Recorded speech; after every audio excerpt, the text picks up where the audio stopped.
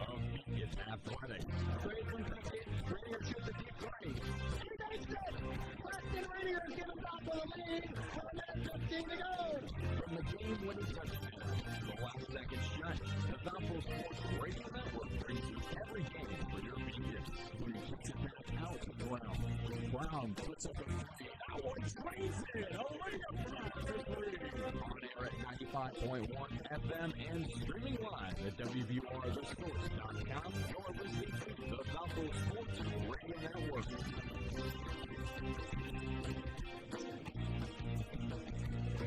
Good evening, ladies and gentlemen. We're live from the Renaissance Coliseum in the Gym City on the campus of Bradley University for tonight's women's basketball Missouri Valley Conference matchup featuring the visiting team on the scoreboard, the 6-19 Valparaiso Beacons, who are coached by Mary Evans, who's been her fifth season as a head coach at Valparaiso, and the home team, the 3-24 Bradley Braves, who are coached by Kate Popovic-Goss, who's in her first season at Bradley University. Hello once again, everyone. I'm Zach Collins. We're just about 20 minutes away from the opening tip-off, and now we'll start here with the Northwest Health Women's Basketball pregame show right here on the Valpo Sports Radio Network, The Source 95, and streaming on YouTube. Let's discuss the last game for the Beacons as Valpo earned their first two-game winning streak this season in the first since the series against Indiana State and Evansville last season on that exact same road series as well. It was the first time in history that this program has swept the same two-game conference road trip 3 straight times in a row. First time ever for Valparaiso to do that as they shot 51.1% from the field, their season best. They were 10 of 18 from the perimeter and committed just 13 turnovers, which was the second fewest in Valley play this season behind the last game against Bradley, where they finished with just 8 turnovers overall in that competition. Olivia Brown for the Beacons just played a phenomenal game, and that second straight game led the team with 16 points, with 5 of 7 from the field. Leah Ernest dished out 14 points, 9 of those 14 which came in the final quarter of action. Allie Saunders also offered up a 10-point afternoon, going 5 of 6 from the free throw line, and Emma Teka finished with 9 points, going 4 of 7 from the floor. Valpo's really looking to continue their winning ways here against the Braves. And really, one way that they've been doing it in the last few games is they've been playing tough defense. They've been getting down into the grit in their defensive momentum. The way that they won against Indiana State, great defense. The way they won against Evansville, great defense again because they held Evansville. Evansville at one point was ahead by 7 in the game when they went to one of the first media timeouts in the second half. And Valpo came out of that playing strategic defense, playing to their player, and really just coming down to the hardwood as quick as they could on the floor. And that's really where Valpo's success lied throughout that game, was in their defensive transition. Without that transition in the game against Evansville, it might have been a different outcome if Valpo and Evansville would have matched up once again. If Valpo played a different defensive strategy, probably would have been a different outcome in that competition. Looking here against Bradley, Bradley's a team that's a bit different from Evansville. They're really a bit different from every other team in the Valley. We'll get to that shortly, as we'd like to remind you that the Valparaiso Women's Basketball pregame show is brought to you by Calumet Brewery, Western Tractor, Links, etc. Let your boat enjoy. Northwest Health, First Source Bank, Uncle Howie's, Culver's, IBEW, Royal Excursion, and Ticket Smarter. And once again, you're listening to the Northwest Health Women's Basketball pregame show right here on the Valpo Sports Radio Network. Let's go over the series between the Braves and the Beacons overall. Bradley leads this series 12-6 overall. Valpo has actually only won here one time at the Renaissance Coliseum against the Braves. That win coming last season for Valparaiso. So a bit of a difference there. Looking at the first meeting between these two teams overall was on January 12th, 1983, when Bradley won 92-74 over Valparaiso. Looking at the last meeting in competition, that took place on January 29th, 2023. We saw a Valparaiso win at the Arc, 78-71.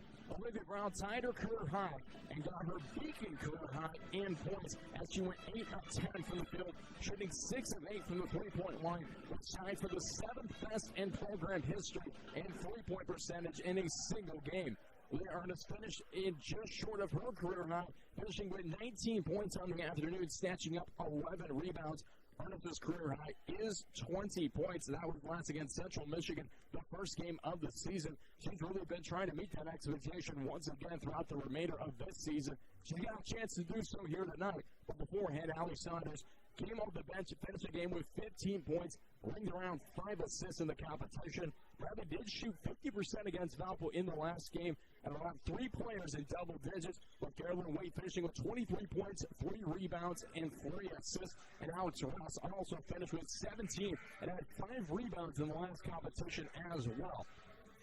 Big difference here between these two teams is that Valparaiso, they've had an ability to get hyped up in some games and they play tough defense. Bradley relies more so on their offensive game, and with a lot of different kind of pieces on this Bradley Braves squad, it's kind of hard to bring them all together. Carolyn Waite being one of those really dominant players on the floor here for the Braves. The 5'4" sophomore, averaging 12.3 points per game, 1.6 rebounds per game, and 1.4 assists per game. She's shooting 36% from the field on the season. But look at this stat specifically, 321 overall shots for Carolyn Waite so far this season. And she's 116 and 321. Really, if you look down this Bradley Braves line, they've got about 3 or 4 players that are shooting every single game, and the rest just kind of come in for their defensive efforts. It's a bit of a dominant performance for Bradley in terms of their offense. But really, their defense has to step up at some point in this competition because Valpo, they're going to play tough. They're going to come down to the floor. They're going to play a gritty offense, and definitely look out for Valparaiso here in this competition. Looking at the RPI rankings overall, Valpo moving up to 289th overall in the RPI rankings.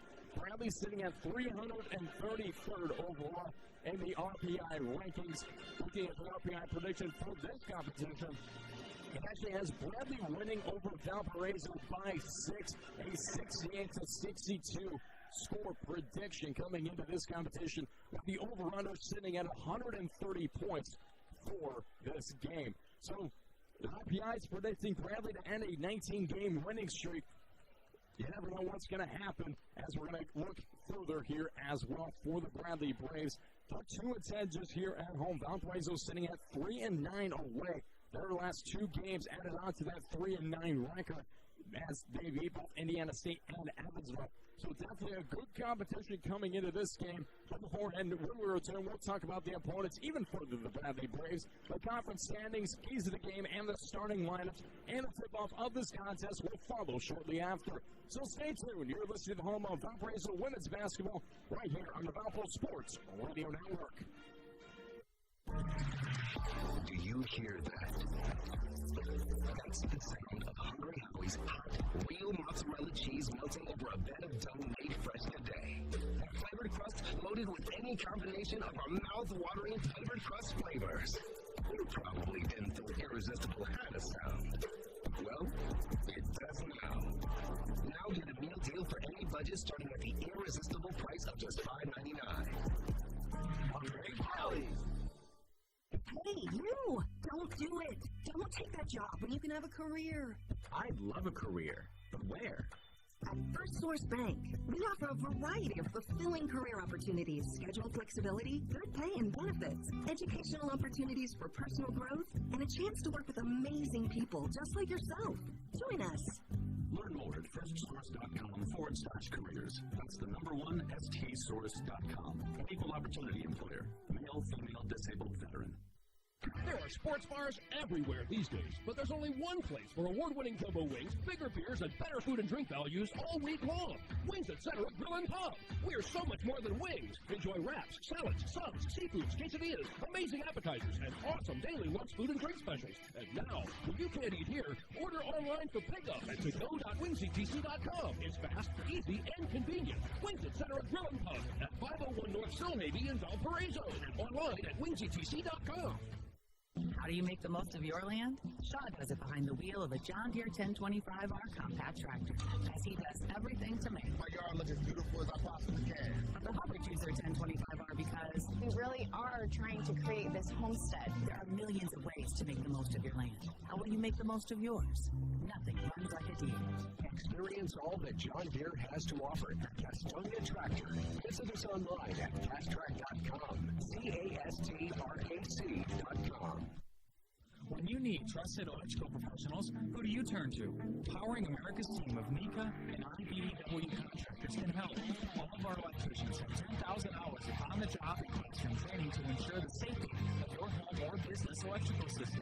Licensed, audited, and insured, drug-tested, and background checked.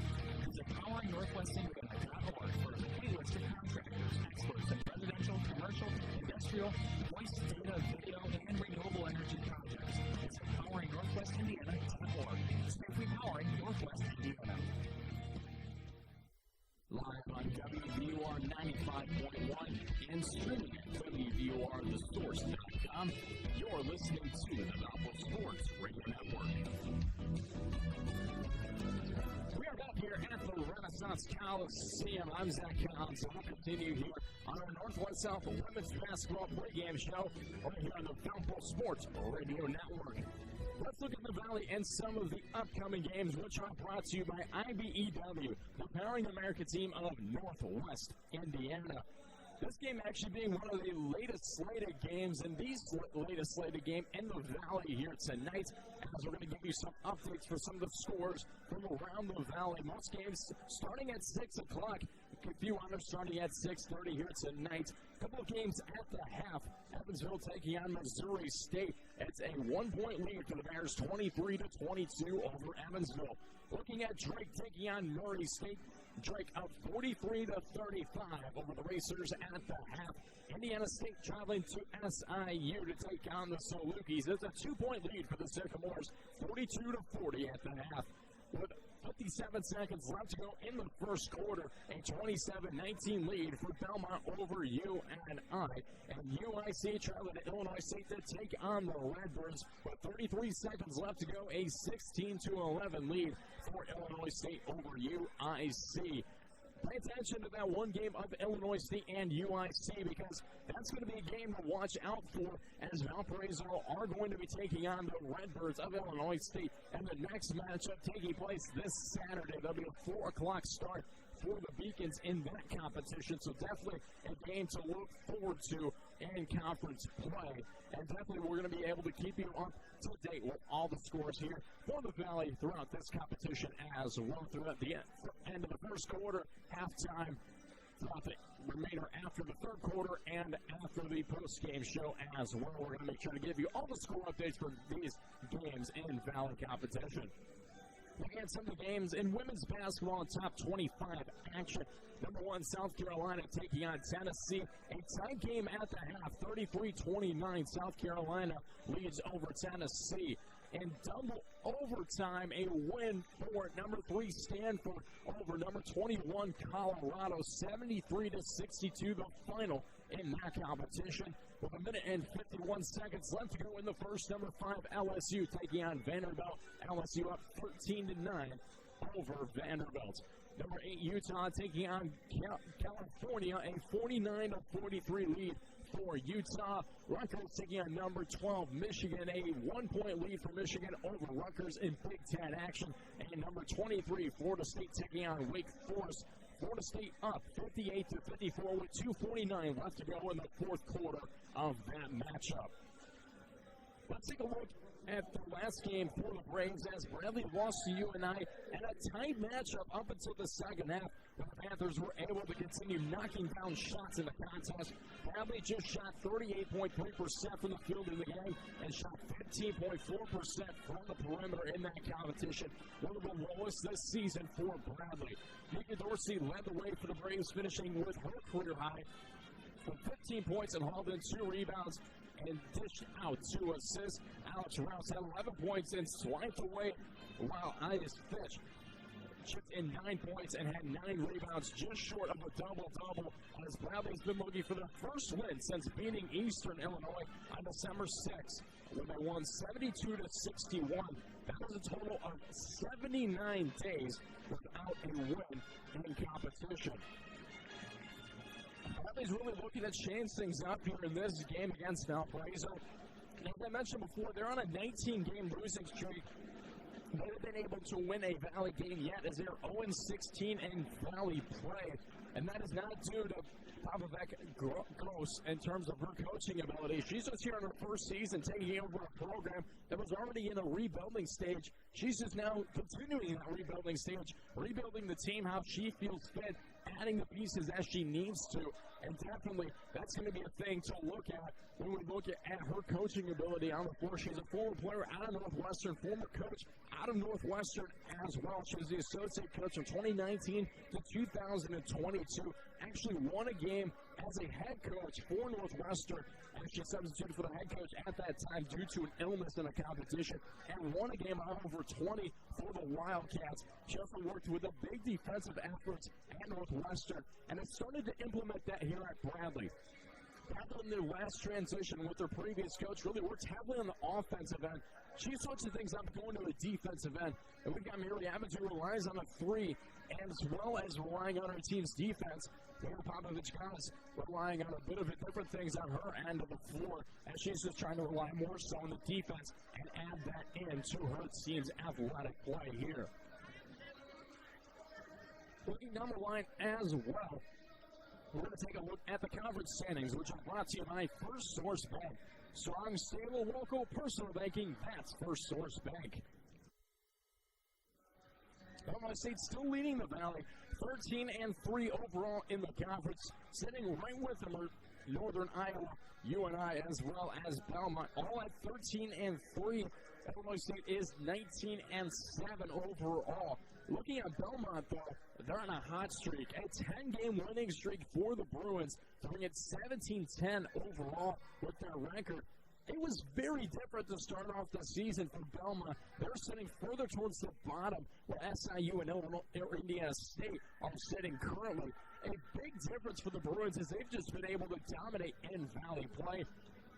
Sitting right behind in the fourth spot, a 12-4 Missouri State team, 17-8 overall. 11-5 are the Drake Bulldogs, sitting right behind Missouri State. They're actually on a 2-game winning streak. If they continue to win, that'll be some dominant performance coming for the Bulldogs. Sitting right beside are UIC, sitting at 7-9 in conference play. 15-12 overall with a 1-game winning streak. Missouri State sitting at 6-10, as well as Evansville at 6-10, and SIU all at 6-10. SIU, however, is on a 2-game losing streak in Valley play, so definitely look out for the Salukis. They're going to have to get back onto their winning ways if they want to stay within UIC, because Evansville, Missouri State, it's right with them.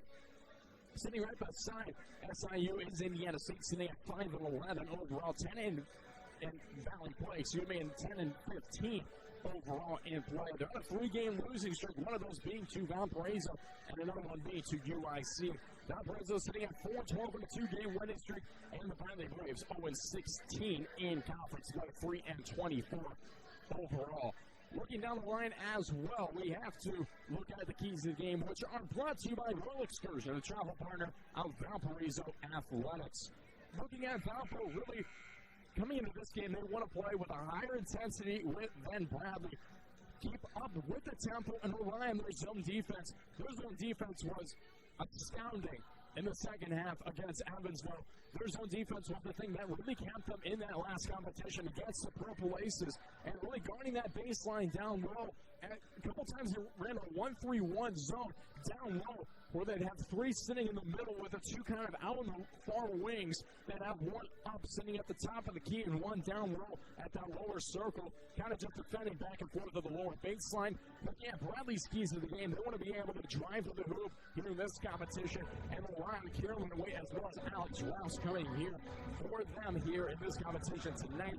Carolyn Wade and Alex Rouse played one heck of a matchup last time they took on Valparaiso, and definitely look for them to take on a big matchup coming here tonight against the Deacons once again.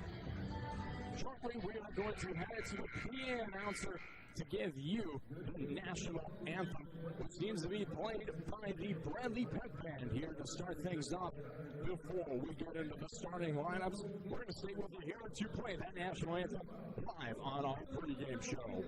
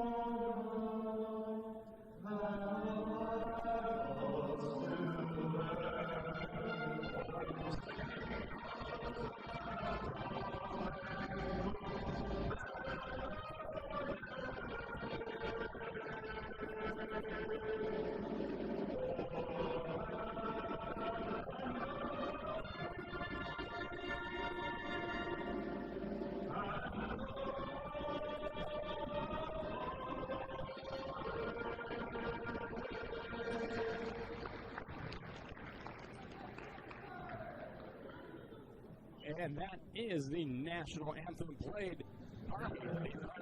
And as well as one of the band members playing. Looks to be that he's playing a bass guitar here. Introduce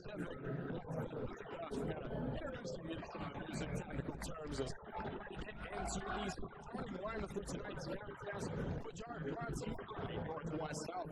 Schedule appointment tonight at NorthwestHealth.com. First, start with the Race weekend, and we'll head to the Valley Braves. As starting here for Valparaiso is going to be number 1, Attack number 11, Allie Son, number 32, Mike Dodson, number 33, Olivia Sims, and number 4, Maurice Pitts. A squad that Mary Evans has relied on heavily so far this season to start her team in action in these last few games. They played one heck of a matchup last time they took on UNI, and really, she's just continued with the same starting lineup since that point on. And really, it's been successful for them. They're on a 2-game winning streak, so why change things up here?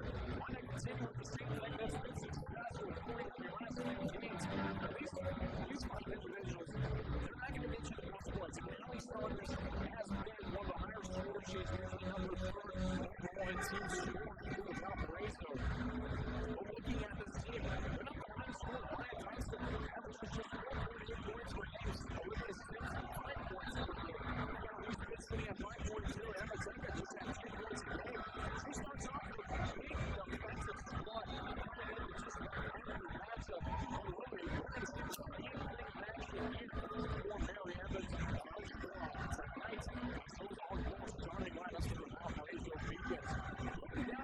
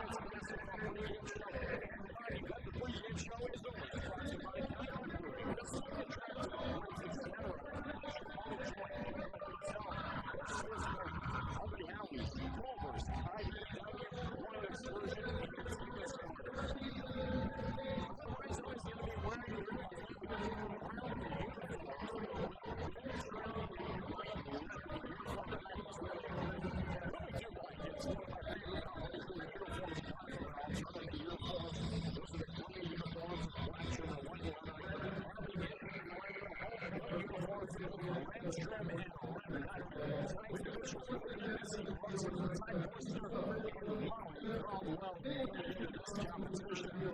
Ty Boyster, an official bullet from the Valpo game previously this season. And I believe Missy Brooks did one as well for the Beacons.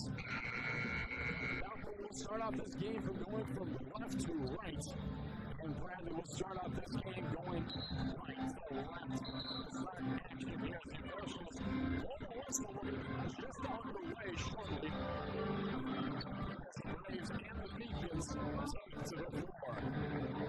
We got a great match for you here tonight. Valpo looking to continue their winning streak. On a 3-game win streak, they're 3-9 on the road. They'd like to make it 4-9. Probably at the opposite end of things, really trying to change things up. Finally getting Bradley to the floor into the center circle. We're waiting quite a bit for them to get there as number 24, Isis Fitch, and number 32, Leopold to get the tip. And Bradley wins over the tip off. They're going to be going from right to left. Continuing at the right elbow is Cobb. Makes a hand off to right. Gets off near side. Back to the left wing of Hashish. Kick now back to Hashish. Swings out a free for Waits. Breaks off the back of the rim. It's no good. And a rebound pump in by the Beacons. That'll be at least Pinsky. And a rebound from Valparaiso. Gets at the top of the beast. Swings to the left hand. Tucker springs outside. Gets to the Brunson. Now back to the next. Comes to Teka. That swings it around. Brunson now contained in the front corner by Saunders. Saunders continues to keep out Sims for three. Just too short, and a rebound hauled in by Alex Rouse for the Braves. 9:05 left to go. What's the longest competition in the first quarter? Rouse to the left wing, guarded by Sims. Rouse receives a screen, 15-foot jumper, fall through. Alex Rouse. Points out the game, go to the Braves. Saunders kicks the Teka, swings the near side of Sims, continues to an open lane, open lane. Olivia Sims offers on the first points for the Beacons. We've got a tie game here at 2 with 8:40 left to go in the first quarter. Up to Hashish, a hand off to Rouse, swings it to Wait. Now pick near side to pitch. Swings it back to Wait, gets blocked away by Saunders. Blocked and taken in by Fitch. Probably moves the ball around, up to Hashish. Tries to hand at the right block. It's out, but it's still for Elise Fitch, and she got a head in there. Just intercepted that basketball, was able to take it from the south. Thompson with the kick to Sims. Sims at the baseline, goes near corner to Pitts. Swings it back out to Saunders. Hands it off to Teka. Teka skips it over to Thompson to the left wing. Sims now contains at the far corner. Sims kicks out to Teka. Teka loses the basketball. 8 minutes left to go. Shot clock, look out to Saunders. This is a deep three. That's no good. And a rebound hauled in by Deja Powell. Now with the basketball is Rouse. Full-range jumper. Now from the short corner, no good. Let's take the ball and rebound for Valparaiso. Saunders dribbles, hands off. Pitts for the deep three. Nothing but that. Saunders knocks it down. 7:30 left to go. Valpo up by 3. A 5-2 lead for the Beacons here early in the first quarter.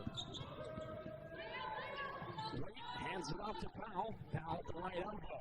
Hand off to Wade at the right wing for 3. That's no good. Rebound hauled in by Maya Johnson for the Beacons. Saunders comes down the court, kicks the Sims, back to Saunders, runs it on to Johnson, he kicks it over to Teka. Teka looks to Pitts down low baseline, and a kick ball violation for the Braves off the foot of Alex Rouse. Ball ends up going out of bounds, Beacons will take over. Edward Brown will check in for Olivia Sims.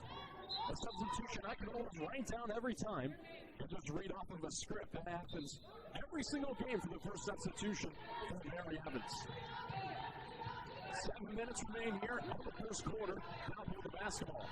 Pitts tries driving in an offensive foul with the charge. It's going to be called on Elise Pitts.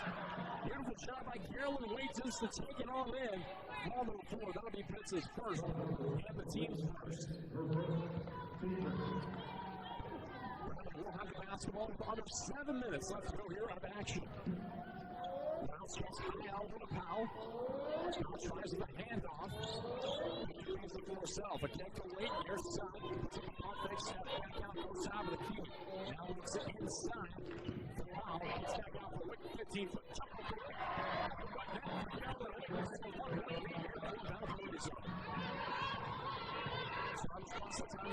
As the blitz goes back to Saunders. Saunders to the left side. The ball over to Teka. She tries having it. That's no good with the other hand, left-hander. Able to haul the rebound for the Braves. Puts up a pump fake, looks and slap. Down to 10-foot marker is Powell. The jumper that falls through. Now 6-5 Bradley lead here early in the first quarter. 6 minutes left to go. Smith with the basketball at the point. Looks inside to Saunders. Wide open look. Falls up and in for Saunders. Beautiful skip inside play. Goes right to Saunders. Couldn't ask for any better positioning with her on the floor seat than up high screen at the left elbow. Bradley down here with the basketball. And Drew Hashim goes to the free throw line. Kicks in, finds foul. Kicks out to Amber Hashim. On the ring around, continued by Waite. She's at the top of the key. Kicks near side of the wing to Rouse. Puts inside left. Block to Fitch. A kick back. Rouse up and in for the Braves. One-point lead here once again. 8-7. Bradley leads over Valparaiso in the first quarter. Takes it out to the key for Valparaiso. Spins the interior. Looks, finds Brown at the left side. Brown tries to drive it in. Up and in. Beyond one for Olivia Brown. Brown able to get her first 2 points of the game. Looking to make it 3. As Jada Johnston and Leah Ernest will check in here for Valparaiso. With 5:06 left to go in the first quarter. Olivia Brown this season, 48 of 64 from the Charity Stripes, shooting 75% this season. And she makes it in. Finishes off the 3-point play. A 2-point lead here for Valpo. Mika Dorsey also checking into the game for the Braves as well as Reagan Barkema. Dorsey with the basketball at the right wing. Near side left block down here. Barkema with the swing to Thick. That's going to be a great at the top of the game. She tries driving in left field. That goes no good. A rebound by Johnson for Valparaiso. Johnson hands off to Saunders. Sends it back with Johnson at the top of the key. Johnson goes right side to Tech at the right wing. Hands it off to Saunders. Swings it over to Johnson. Johnson to left back with a kick out. That's an open look for 3 is no good. Rebound hop in by Rouse off the Braves. She gets it to Dorsey, crosses the timeline now to right wing. Skips it back to Rouse. Swings it over to Waite. Waite flips it inside to Powell. Powell, 15-foot marker with a handoff to Waite. Waite out to right wing. A deep 3. Bang! 4 minutes left to go in the first quarter. Now 1-point lead here for the Braves. 11-10. Bradley leads over Valpo. Back at the right wing. Skips back to Saunders. Swings over to Brown. Back to Saunders. Top of the key. Back at the right wing. Swings over to Curtis in the far corner. She drives it into the lane. That's no good. And a rebound hauled in by Rouse for the Braves. Rouse will kick over. Finds Dorsey. Goes to the far corner. Kicks away to the right wing. Transitions in, now goes back in between the circles to set up a play. Under 3:30 left to go in the first. Continue by Powell with the handoff to Barkema for 3, which is no good. Saunders able to hold the rebound for Valparaiso. She skips over to Brown at the left wing. Goes to the pump fake. Looks outside. Johnson. This one from downtown. That's no good. Barkema able on the rebound for Bradley. She skips it to Rouse. Rouse trying to drive it in, but she has a violation. It's going to be called on Alex Rouse, which will bring us to a immediate timeout.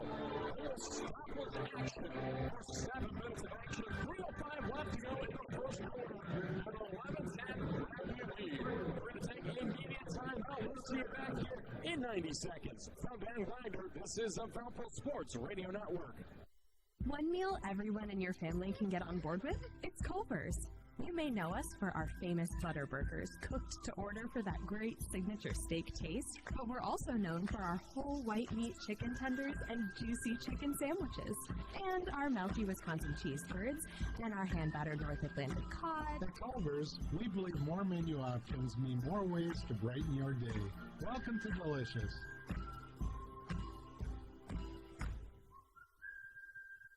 When you need trusted electrical professionals, who do you turn to? Powering America's team of NECA and IBEW contractors can help.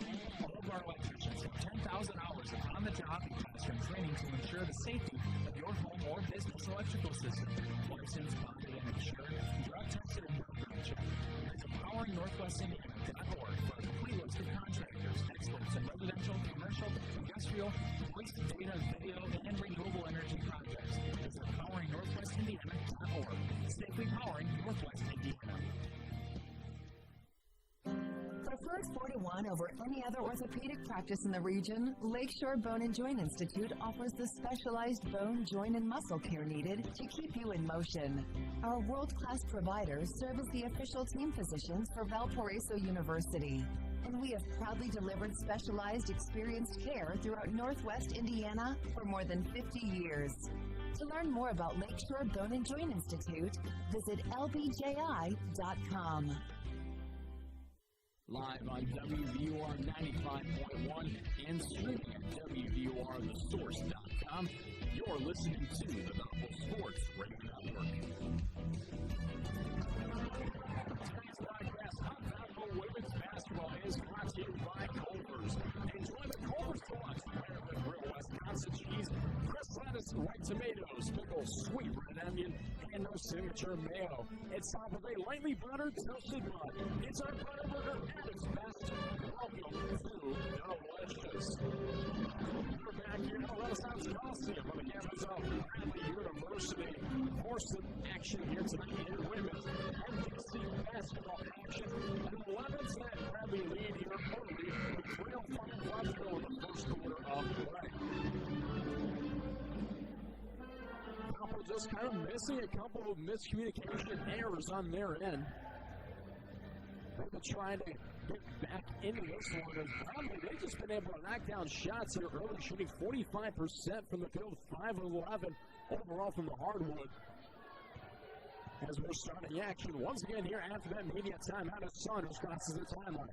A kick to Interante, swings around to Saunders, throws near side of Brown. Kick back to Saunders, she tries to get him inside. Skips down to Johnson, she travels in the short corner. A turnover for Valparaiso. Bradley's going to take over here with the Blue Hashes. Front to the timeline for the Braves. Looks ahead off to Walkema. A skip to Dorsey. She's at the top of the key. Transitions in. Offers up a left-hander with the layup. That's no good. And rebound finally hauled in by Brown. Ernest almost got to there. Just not in time. Brown going down the floor. A kick. Ernest misses the attempt, but she gets fouled. She'll go to the line for a pair.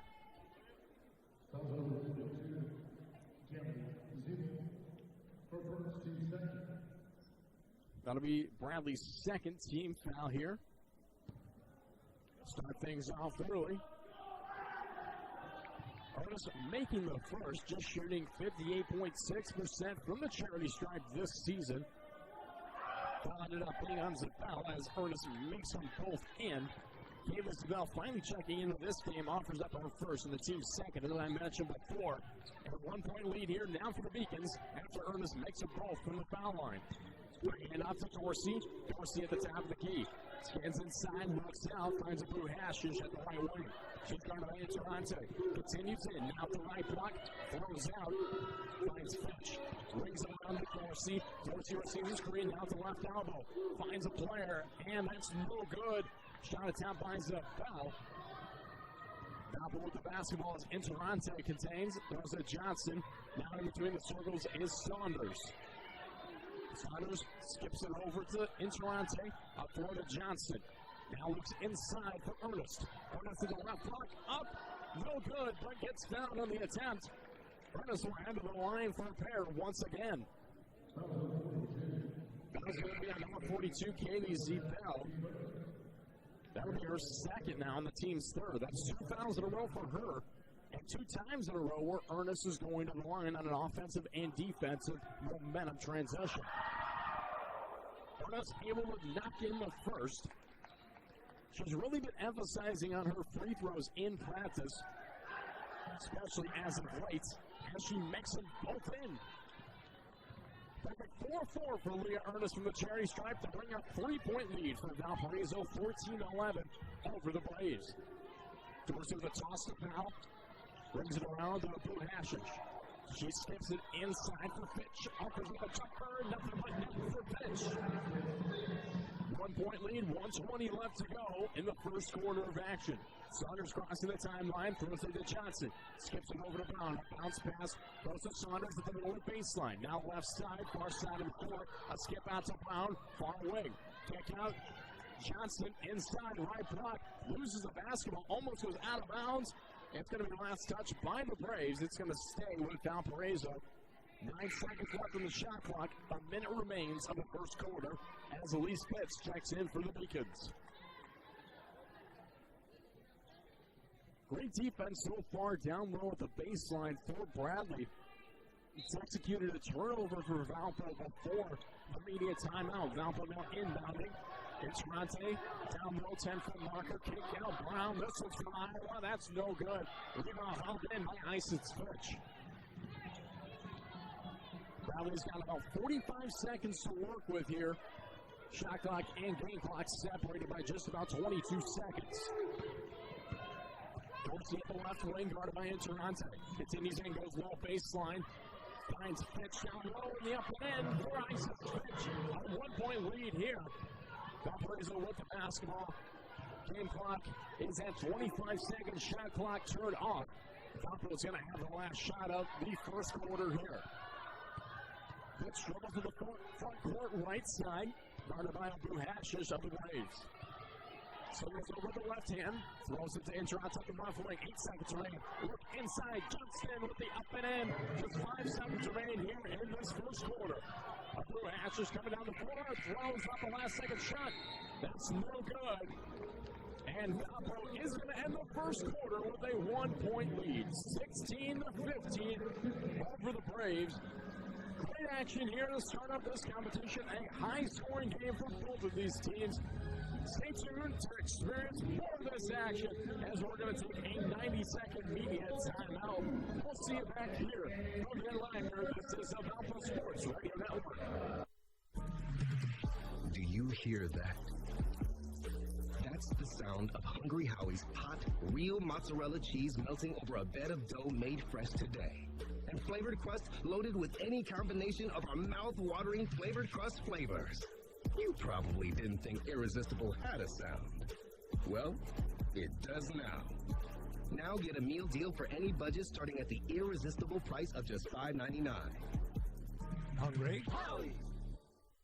When it comes to keeping your family healthy, annual wellness visits with a healthcare provider are key. Routine exams and screenings can identify potential health issues early when they are most treatable. And Northwest Medical Group has implemented strict safety standards so that you can come to us confidently, knowing we are providing a safe place with quality care. We are committed to helping you stay well, and we offer both telehealth and in-person visits.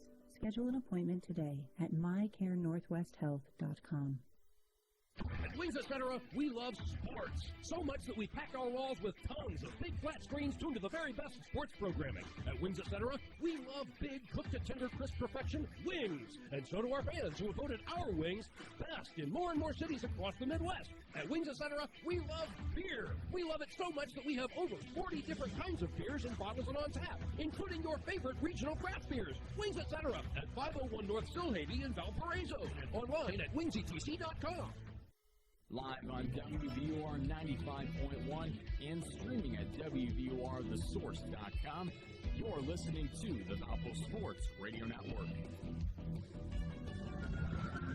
The 2023 Missouri Valley Conference Women's Basketball Tournament hits the hardwood at Fireman Arena at the March Center, March 9th through the 12th in Moline, Illinois. Buy your all-session tickets to Hoops in the Heartland tonight and save $20 just by calling 219-464-5233. 219-464-5233. Or order online at ValpoAthletics.com. Get your tickets and experience Hoops in the Heartland. And after the first quarter of action, you're joining us here for the start of the second quarter of play. A 16-15. Valparaiso lead over Bradley here early.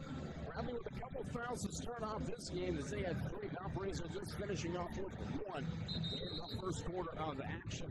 As he finished on the near side, just right in front of me, and just pulling the whistle to get both these teams back out on the floor. As Valpo is going to have the basketball to start the second quarter of action.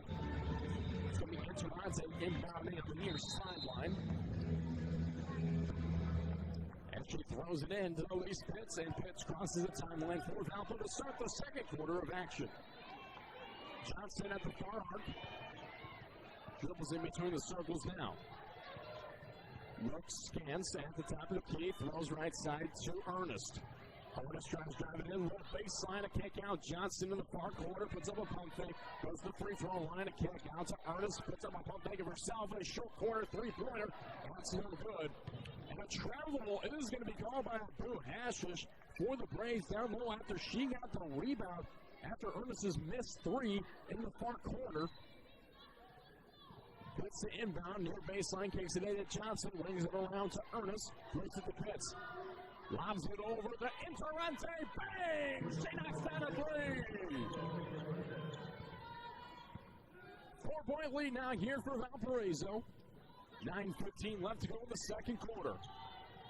Routes at the right block, up another shot, that's no good. She was looking for a foul, wasn't going to get it.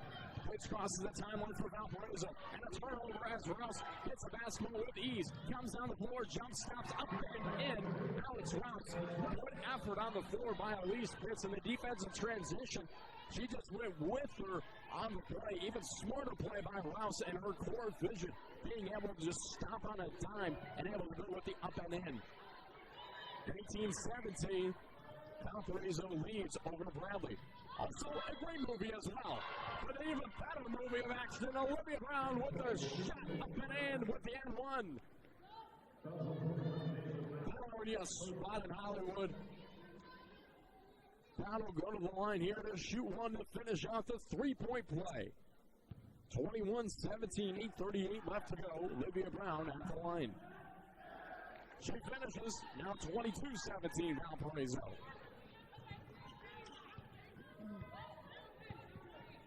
Abu Hashish crosses the timeline now in between the circles for the Braves. A handoff to Wheat, splits the near side of the house. Look near side at the arc to pitch. Puts up a pump fake, guarded by Ernest. Looks over to Wheat. She's at the top of the key. Wheat rolls off the screen, goes to the short corner, now at the right wing. Tries to get inside for Powell. The up and in for Deja Powell. Able to knock that one down. Brown coming down the floor to stop us. Pitts is just trying to get her shoots out. Came completely untied on the floor. Good job by Brown just to wait for the teammate to catch up. Pitts looks near side corner for 3. Splash! Eva Intermonte. 2 threes for Intermonte in this game. The junior having a really good game so far. A 25-19 lead here for Valparaiso. Intermonte now with 6 points, tied with Brown with 6 points as well for Valparaiso with 7:30 left to go as Abu Hashish on the near arc. Dribbles the basketball. Looks 15-foot marker, a kick out, a look inside, up and in. No shot is called as Brown trying to go up and in with that shot. Foul was called before on the floor. So number 41, Jada Johnston, her first and the team's first. Valparaiso will bring us down to number 32, Maya Dunston. Dorsey to take the basketball inbound to the near baseline. Dorsey scans, looks, finds Powell in the near corner. Skips it to Dorsey. And a 3-second violation called on the Braves. Turnover for Bradley. And offers up immediate timeouts. 7:16 left to go here in the second quarter. A 25-19 lead for Valparaiso. We're going to take a media timeout. We'll see you back here in 90 seconds. From Ben Wagner, this is the Valpo Sports Radio Network. One meal everyone in your family can get on board with? It's Culver's. You may know us for our famous butter burgers, cooked to order for that great signature steak taste, but we're also known for our whole white meat chicken tenders and juicy chicken sandwiches, and our melty Wisconsin cheese curds, and our hand-battered North Atlantic cod. At Culver's, we believe more menu options mean more ways to brighten your day. Welcome to Delicious.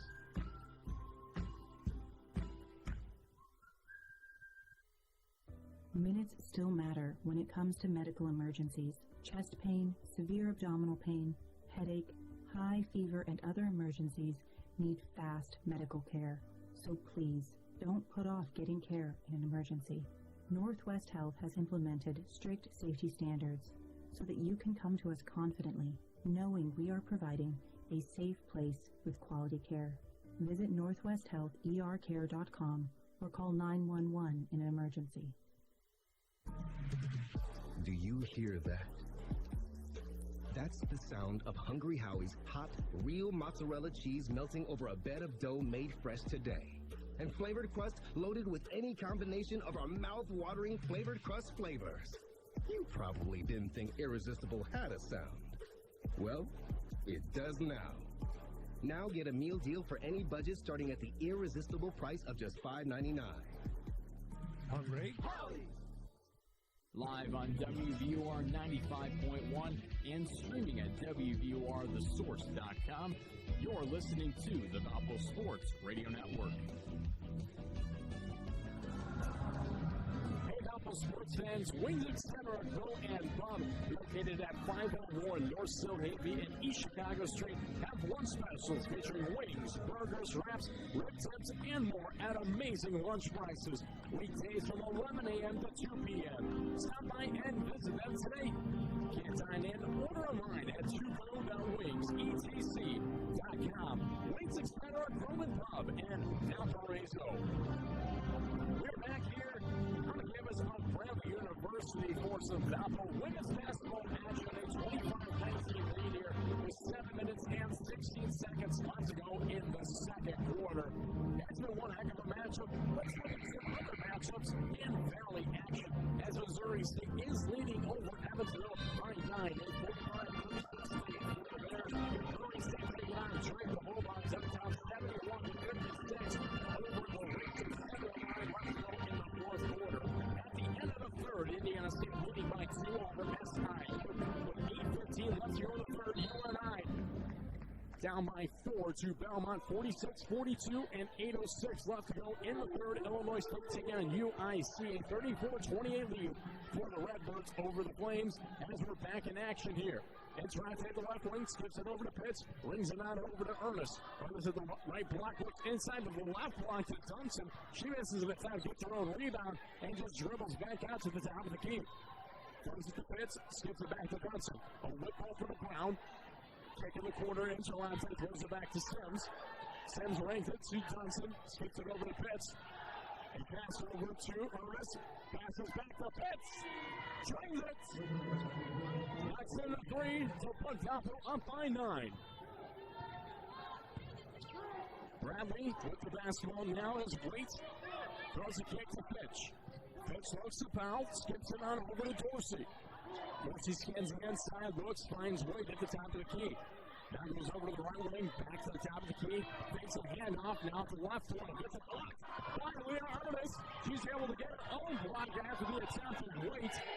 Here will allow one in. Now it's close to Rouse for the Braves. Waite tries to have a shot. That's no good. A shot clock violation.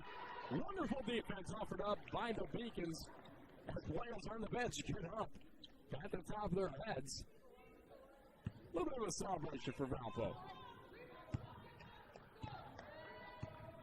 Good zone defense for the Beacons here early. Ernest at the right wing, skips it over to Interante, back to Pitts, rolls it over to Ernest at the right wing. Ernest looks inside to Interante. Interante now at the right block, kick out to Dunson at the far mark. Over to the top of the key, tries rolling down the lane. Kick out to Interante, knocked it by Dunson at the left lane, but she travels before she attempts to drive in. Shot did fall through, however, for Dunson. A little bit of shooting practice on the floor for the senior.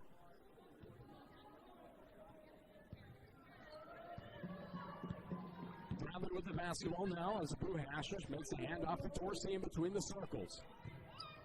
5:30 left to go, a 9-point lead for Valparaiso. Dorsey at the far arc, tries to drive it in, kick out from the right block. Now moving the basketball around the perimeter are the Braves. A kick to Blue Hashish, falls back to Rouse. Rouse tries to drive it into the lane, up and no good. Ernest able to haul a rebound for Valparaiso. Ernest contains down the floor, 15-foot marker, kick out, Johnson left wing is no good. Rebound tried to offer up by Bradley and Valparaiso. Falling to the floor is Olivia Sims. Foul is going to be called on the Braves of number 25, Nisha Powell. That's her second, and the team's second of the quarter. Bradley bringing in fresh new faces of Katie Wade. They're also going to bring in number 33, Veronica Roberts, into this competition. Pitts looks inside in Toronto, and a touch away for Wade, and she's able to pull in a steal. We're going to come into the game and get a steal almost immediately, just about 5 seconds in. Bradley with an attempt to look inside, a missed attempt by Fitch. Saunders able to haul a rebound for Valpo. A kick to Sims in the far corner. She offers up a deep three. That's no good. Rebound hauled in by Dorsey for Bradley. 4:30 left to go here. A 28-19 lead for Valpo. A block away. Maya Dunson gets a block. Dunson averages about a block a game. Half a block a game, if you like to call it in that stance. She gets one there. Foul's called on the Braves. That'll be number 10, Katie Wade, her first, and the team's third. Checking in is Reagan Barkema for the Braves. Lexi Wade, a player I coached against as she played for South Central, a local team in Indiana. And Durante tries to drive it down low, gets fouled in the attempt to drive in. It's going to be called on number 12, Nika Dorsey, her first and the team's fourth. Coach Popovic-Goss trying to explain her side of things. As Saunders inbounds from the near baseline, throws it into Toronto. Dunson in between the circles now as she contains the basketball. Looks, finds Sims, kicks it near side for Saunders. Rolls it around to Sims, throws it to Toronto. And Toronto spins and a takeaway for Roberts for the Braves. She just throws it to Dorsey, skips it over to Rouse. Rouse with the right elbow, kicks to Roberts, back to Rouse here in the attempted jumper, which is no good. Rebound hauled in by Pitts for Valparaiso. 3:40 left to go in the second quarter. So a 28-19 lead for Valparaiso. A scoreless run for both of these teams.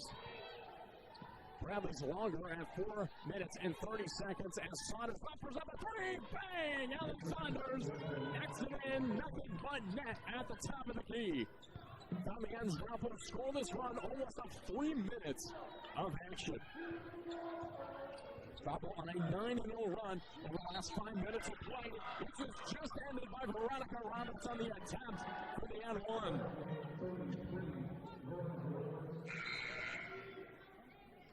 Foul on Valparaiso. Offers up as their second. As we'll see Roberts head to the foul line for 2. Foul ended up being called on Olivia Sims, her first. Roberts just 6 of 8 on the season. Make that 7 of 9. 9-point lead here for Bradley. 3:10 left to go in the second as Saunders crosses the timeline for Valparaiso. A bounce pass a bit, swings it around to Saunders. A kick near side for Dunson in the middle wing.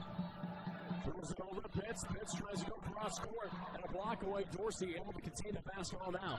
She's being offered up with a double team on Pitts and down. Almost grabbing the basketball. They wanted a jump ball. They're not going to get it. Weren't able to contain the basketball long enough. Dorsey crosses the timeline, now able to hit the circle for Bradley. Receives a screen, throws it to Barkema. Throws near the far lane for Wade. Wade looks, offers up a jump shot, that's no good from the short corner, far side. Pitts able to haul a rebound with 2:25 left to go in the second. Pitts rolls it over to Saunders, skips it to Brown. Skips it back over to Saunders with a roll to Pitts. Goes to Thompson in the near corner. She travels once again. That's now 2 turnovers for Maya Dunson on travels. Mary Evans is now going to take a timeout after her team has had a few miscommunications on the floor. It will be just a 30-second timeout. So, of course, we'll stay with you here in action. Valpo left with 3 timeouts. Bradley left with 3 timeouts each. It's been one heck of a matchup so far. 3 players with 6 points on the defense of Interante, Brown, and Pitts. Both Pitts and Interante, 2 of 2 from the floor in this competition. Looked at the opposite side of the Braves with 6 points, going 3 of 7 from the floor. He is Alex Rouse in this game. Behind her is Carolyn Late with 5.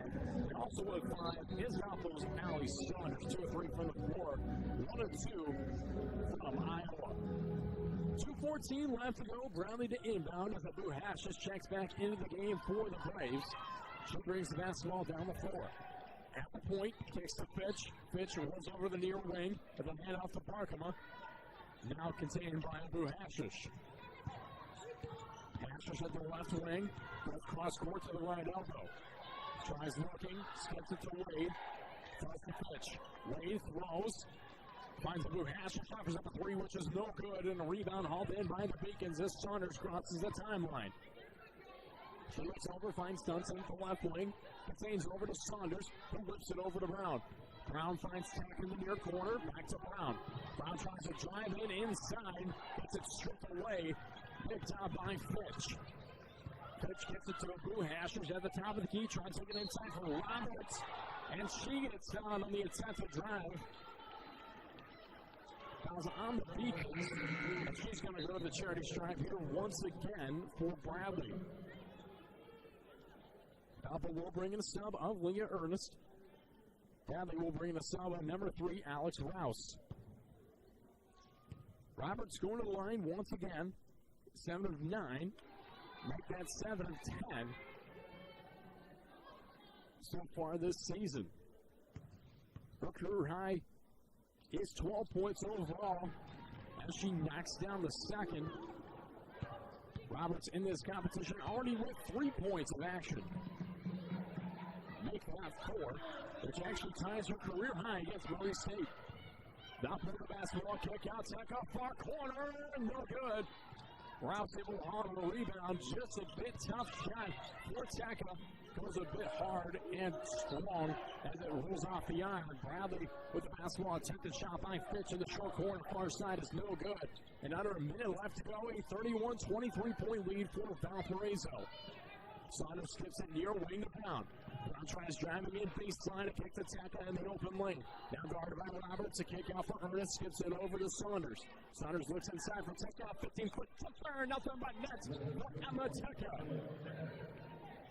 Teka able to get her first points of the competition with 2. 30 seconds remain. Game clock and shot clock separated by just about 6 seconds apiece. Saunders getting a hand into the basketball, gets stripped away for just a second. For some reason, Fitch with the basketball trying to throw it back. Thought she probably had a backcourt violation. She wasn't going to have it as Saunders touched the basketball initially.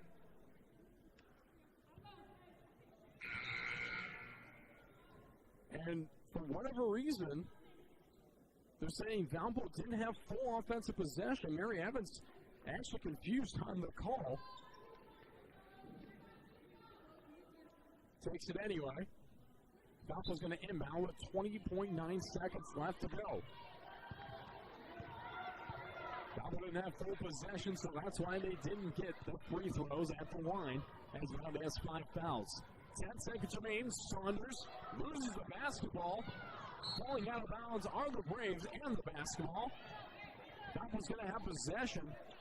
Saunders just trying to get him a little bit. Oh, what's the word here? A little bit too technical, we'll put it at that stance.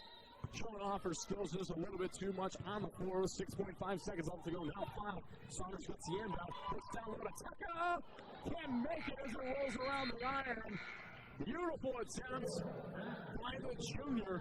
Just not able to finish out the first half of action. Valpo's got ahead of the locker room with a 10-point lead.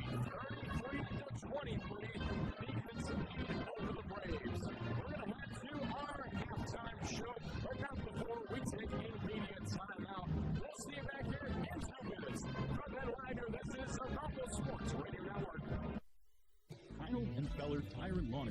strive to exemplify the true meaning of the words trust, courtesy, and honesty. In fact, many of our customers say we've done a pretty good job of it. Since 1958, we've been providing auto repair and full-service tire sales to Porter County, Indiana. Come visit us at our Valparaiso or La Crosse locations, or check us out at Heinold-Feller.com. We look forward to many more years of providing you excellent service, because at our Heinold & Feller, your family matters to ours. Ticket Smarter is glad we are back to holding live events. If you are looking to buy tickets to the best sports, concerts, and theater events, all at the very best price, look no further than Ticketsmarter.com or on the app. Buying tickets at TicketSmarter will help support children in need. For every ticket transaction on TicketSmarter, $1 will be donated to a children's charity. TicketSmarter is proud to be the official ticketing partner of bowl season. TicketSmarter, a smarter way to buy tickets. One meal everyone in your family can get on board with? It's Culver's. You may know us for our famous butter burgers, cooked to order for that great signature steak taste, but we're also known for our whole white meat chicken tenders and juicy chicken sandwiches, and our melty Wisconsin cheese curds, and our hand-battered North Atlantic cod. At Culver's, we believe more menu options mean more ways to brighten your day. Welcome to Delicious.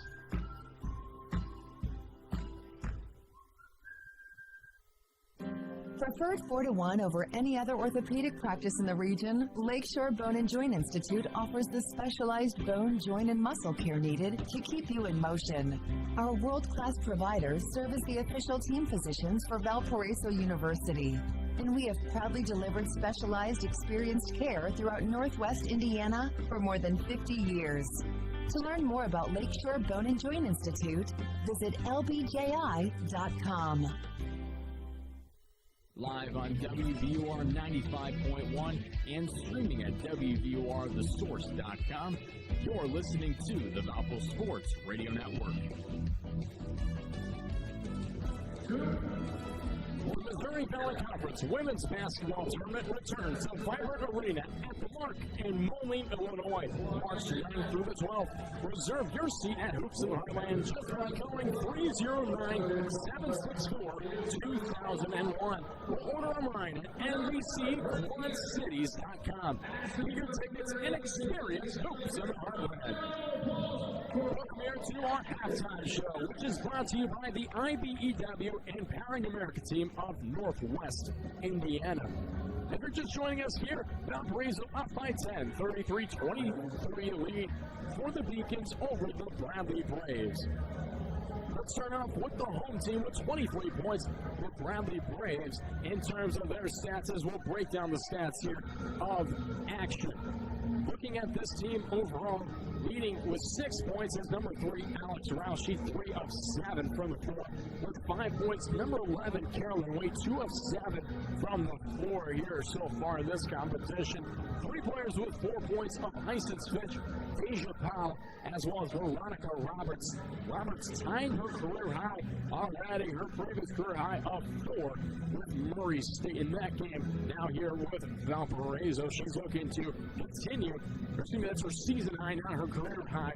Part of the information I just gave to you there. That is her season high against Murray State. Her career high of 12 points as against Eureka College in her career.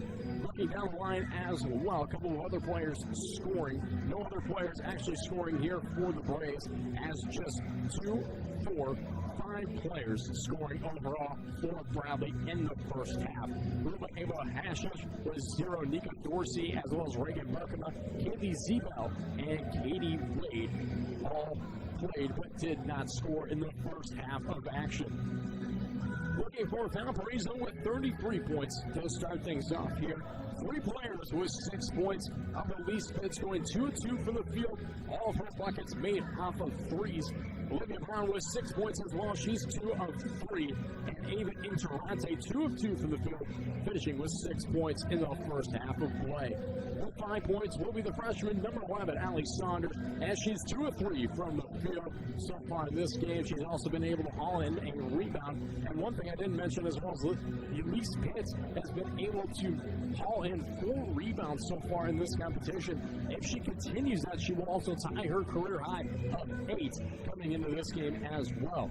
Looking down the line in terms of scoring, a couple of other players knocking in two. That'll be three to match number 1, Emma Tecca, number 33, Olivia Sims, and number 41, Jada Johnston, all able to knock in some threes of action, knock in some twos in action here. One other player for Valparaiso played but did not score the first half. On number 32, Maya Dudson, went 0-2 from the field in 12 minutes and 17 seconds of action. Looking at some of the comparisons in terms of stats for both of these teams, 12 points in the bank for both Valparaiso and Bradley, 6 points off of turnovers for Valpo, and 5 for Bradley. 3 second chance points for the Beacons, 3 fast break points for the Beacons as well. No second chance points for the Braves, and 2 fast break points for Bradley. 18 of Valparaiso's 33 points are coming off the bench, with just 4 of Bradley's 23 points coming off the bench here in this competition. Valpo in this game with 9 turnovers, Bradley with 7 turnovers. Valpo had just 8 turnovers overall in the last game against Bradley. They really are struggling with their turnover ratio here in this game so far. It's about what their average, but at the same time, Valpo's been trying to eliminate turnovers this season. And one better way to be able to do that would probably be on the floor trying to eliminate those mistakes for the Beacons here early in this competition. As we bring you to the 33-23 score overall at our IBEW halftime show. We're going to take a media timeout, and when we return, we'll break down some of the scores from around the valley, as well as some of the scores from around the top 25 in women's college basketball, and get you ready for the opening of the second half of play. We're going to see you back here in 2 minutes. From Ben Wanger, this is the Valpo Sports Radio Network. As the official team physicians of Valparaiso University Athletics, Lakeshore Bone and Joint Institute offers the specialized orthopedic care.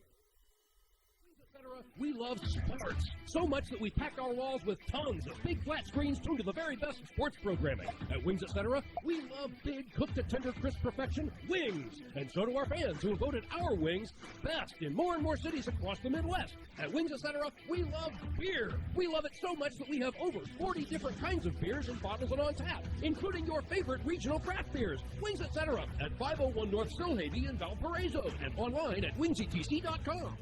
How do you make the most of your land? Shaw does it behind the wheel of a John Deere 1025R compact tractor, as he does everything to make my yard look as beautiful as I possibly can. But the Hubbards use their 1025R because we really are trying to create this homestead. There are millions of ways to make the most of your land. How will you make the most of yours? Nothing runs like a deer. Experience all that John Deere has to offer at Castonia Tractor. Visit us online at castrac.com, castrac.com. One meal everyone in your family can get on board with? It's Culver's. You may know us for our famous butter burgers, cooked to order for that great signature steak taste, but we're also known for our whole white meat chicken tenders and juicy chicken sandwiches, and our melty Wisconsin cheese curds, and our hand-battered North Atlantic cod. At Culver's, we believe more menu options mean more ways to brighten your day. Welcome to Delicious.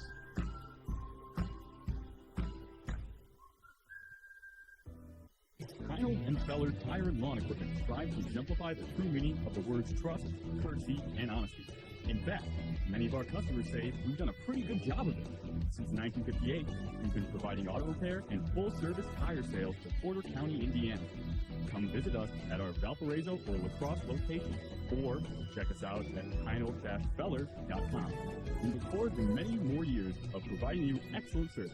Because at our Heinold and Feller, your family matters to ours. Live on WVUR 95.1 and streaming at WVURTheSource.com, you're listening to the Valpo Sports Radio Network.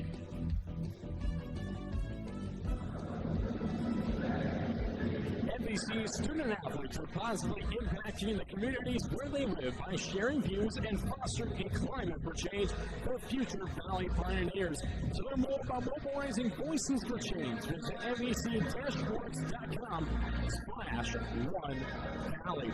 We're back here on our IBEW Empowering America team of Northwest Indiana halftime show.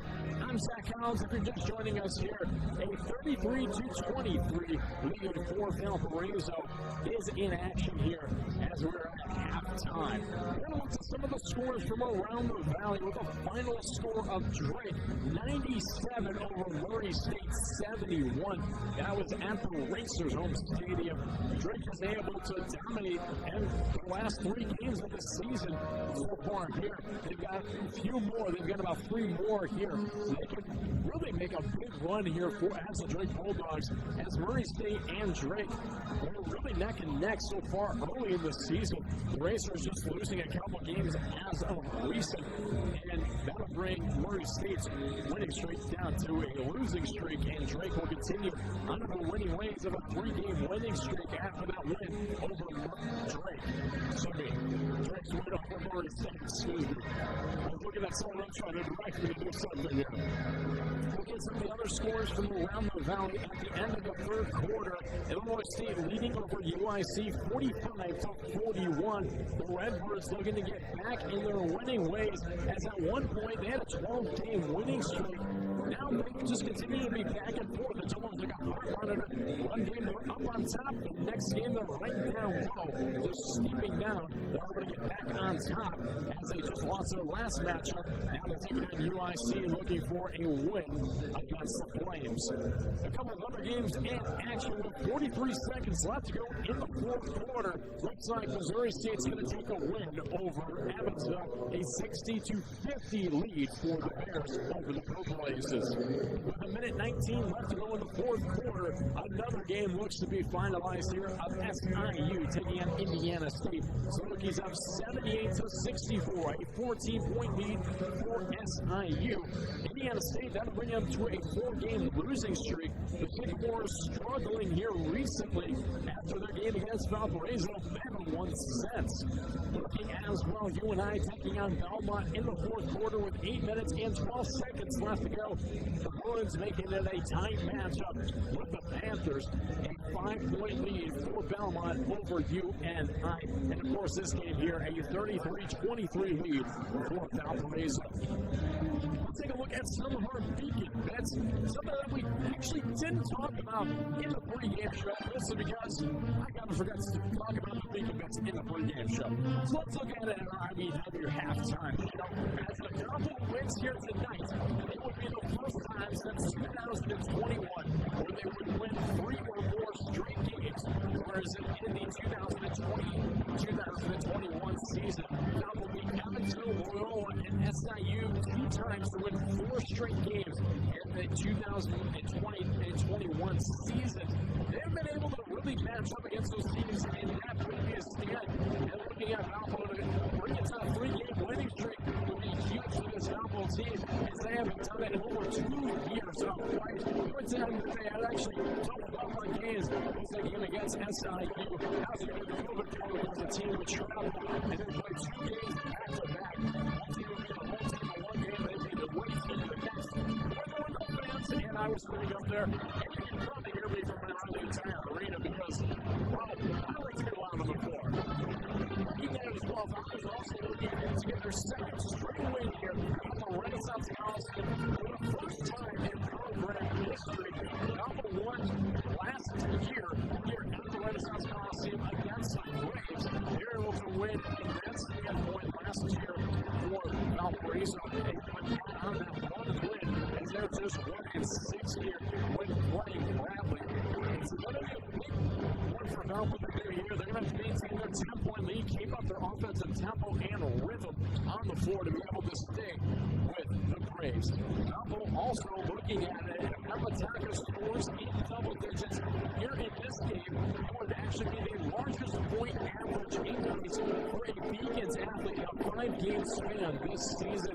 Amataka really has been looking very great on the floor. She's only had 4 points so far here in this competition against Bradley. But she's having a big impact really for the remainder of this competition. So definitely looking out for Amataka for the remainder of this game.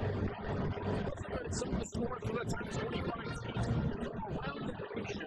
Looking at the final scores overall, number 3 Stanford beating number 21 Colorado 73-62. Number 8 Utah beating California 101-59. 76. Number 10, Notre Dame winning 76 over Georgia Tech 53. Number 12, Michigan State beating Rutgers in Big Ten action 71-53. Number 23, Florida State beating Wake Forest on 1, a 61-60 final score in ACC action. Wake Forest unranked early at the moment, but they were able to stay with the Seminoles in tight action, only losing by 1 in that game. Thank you for joining us here on the IBEW Halftime Show. Every halftime show right here on WVUR is always brought to you by IBEW and the Powering America team on the Northwest Indiana.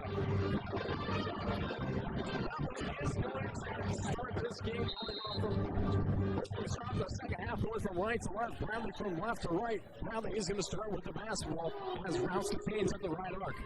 Rouse transitions in, kicks out, finds Fultz, looks in the far corner for Wade. Wade looks back up to Rouse at the top of the key. She tries driving over the right hand. That layup is no good.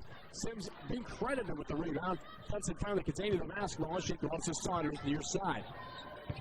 Saunders holds up a fist in between the circles, finds Dunson at the near line. Throws back to Saunders, skips it over to Betts, who looks to Sims in the far corner. Sims with an easy dish up and Maya Dunson able to get her first points of the game. Dunson's had a few good looks, that one being the best of them as she knocks that one in. 12-point lead here for Valparaiso in the third quarter. Rouse with the basketball the right wing. Looks to Roberts at the 15-foot marker. Roberts with a kick to Wade, near side, puts up the short corner, that's no good. Dunson able to haul in a rebound for Valparaiso. Saunders with the basketball, dribbles behind her back, an impressive move with her court vision. And she swings to Dunson, hits, kicks, finds Saunders. Saunders throws it to Sims. Sims with a dish inside to Dunson, a kick out to Teka for three. Blast! And Teka knocks down a three. 38-23, 15-point lead for the Beacons. Abu Hashish brings it around to Finch, now contained by Wade. Wade Brooks finds Roberts, skips it back to Wade. Wade shimmies it on over to Rouse, brings it back to Wade, hands it off to Roberts at top of the key. Abu Hashish looks inside to Roberts, and she just got the basketball. Teka almost getting a hand in there. Pull back Roberts, right elbow, knocks it in. That's her season high of 6 points for the Braves. Dunson now coming down the floor, actually holding that right hand. Looks like the finger just hurt for a second. Trying to see if it drew blood by all as she went in for a rebound. Valpo with the basketball as Pitts missing a three-pointer. Tries to get her own rebound, however goes out of bounds. As she tried to grab that basketball, Evans wanting a foul call. Trying to swing to the official on her side to make her case. Official saying, well, no, not in that case. You're not going to win that call. That's all I called, though, as Mary Evans is talking to her on the far sideline. Rouse with the basketball. Looks inside of Roberts to the left block. She spins a roll around the iron and falls in. Veronica Roberts. She's making the season look good here in this game against Valpo. Tucker, Leslick finds Saunders, gets it to Johnson, throws it into Sims. Sims looks up and in as Tucker. Beautiful play for Valpo. That's worked twice now. They put a player on the lower side. They kick out. They'll have a player transition in the zone defense. Combs in, pulls over to the right block, and they just skip it with an open lane to a player. That player being Tucker in this scenario. Brown with the basketball, kick to Abu Hashish from the 15-foot jumper, nothing but net for Abu Hashish. 6:45 left to go, an 11-point lead for Valpo. Pitt skips it over, finds Saunders, throws it over to Johnston. Saunders now continuing all the Beacons to move the basketball around the perimeter. Johnson contains it the right wing, finds Saunders. Takes the Pitts, now to right elbow, and a takeaway. She's trying to throw to Johnson. Right for the basketball for the Braves. She takes it for her own, rolls around the iron, falls in. That basket is good. Now 9-point lead here for Valparaiso. They come down the floor with speed, throw to Tech at the left wing almost immediately. Johnson contains. Skips it over far side of Sims. They try to set up the same play. Now they stop. A throw out to Pitts. It is no good as it breaks off the back of the iron. Rebound hauled in by Alex Rouse of the Braves. Rouse at the top of the key now for Bradley. Receives a screen, rolls off of it. Offers up a three, which is no good. Tech able to haul a rebound. As the basket was just a bit too strong off the iron. Saunders throws the Pitts, skips it over to Teka. Teka travels before she takes a shot attempt. And a few subs are going to be offered up here for both teams as Brown checks in for Valparaiso. Barkema as well as Dorsey checking in. And Katie Wade checking in as well for the Braves. 5:35 left to go. A 9-point lead for the Beacons as Dorsey brings the basketball down the floor. Throws up high, right elbow to Roberts. Kicks to Barkema. Throws to Wade at the left wing. Wade transitions in with the right hand up and in from the lower right side of the basket. Now just a 7-point lead for Valpo. They need a score. Sims at the right wing, throws it to Saunders, flips it over to Brown, who looks in the near corner to Teka. Teka kicks out to Saunders, top of the key, looks at Johnson, opposite corner. Johnson looks, finds Brown, and one for Olivia Brown. Brown fell to the floor pretty hard. Comes up quick, however, looks to be nothing hurting after that attempt. Just smiling after the and-one play by Olivia Brown. Leah Ernest checking into the game. That'll be it for Olivia Sims. As Brown goes to the charity stripe here. And Brown finishes off the three-point play to put it as a 10-point lead for Valparaiso. She's a perfect 3 of 3 for the charity stripe. Under 5 minutes left to go as Dorsey crosses the timeline for the Braves. She receives the screen, rolls off to the left side, far arc. Dorsey with the basketball now at the free throw line, steps back at the top of the key, now looks inside left hand, layup is up and in by Nico Dorsey. 8-point lead here for the Beacons. Saunders halts up for a second, skips it over to Brown. Brown looks back over to the right side of Saunders, looks inside to Ernest, who looks even deeper at the R-rated Johnson. Foul is going to be called, and Johnson will head to the free throw marker. Johnson so far this season, 17 of 26, shooting 65% from the field. Johnson will head to the free throw line after this media timeout. Officials are just a bit confused on what to do in this second. 4:59 left to go. It'll be a media timeout. We'll see you back here in 90 seconds. From Van Weininger, this is the Valpo Sports Radio Network. Hey, you! Don't do it! Don't take that job when you can have a career. I'd love a career, but where? At First Source Bank, we offer a variety of fulfilling career opportunities, schedule flexibility, good pay and benefits, educational opportunities for personal growth, and a chance to work with amazing people just like yourself. Join us.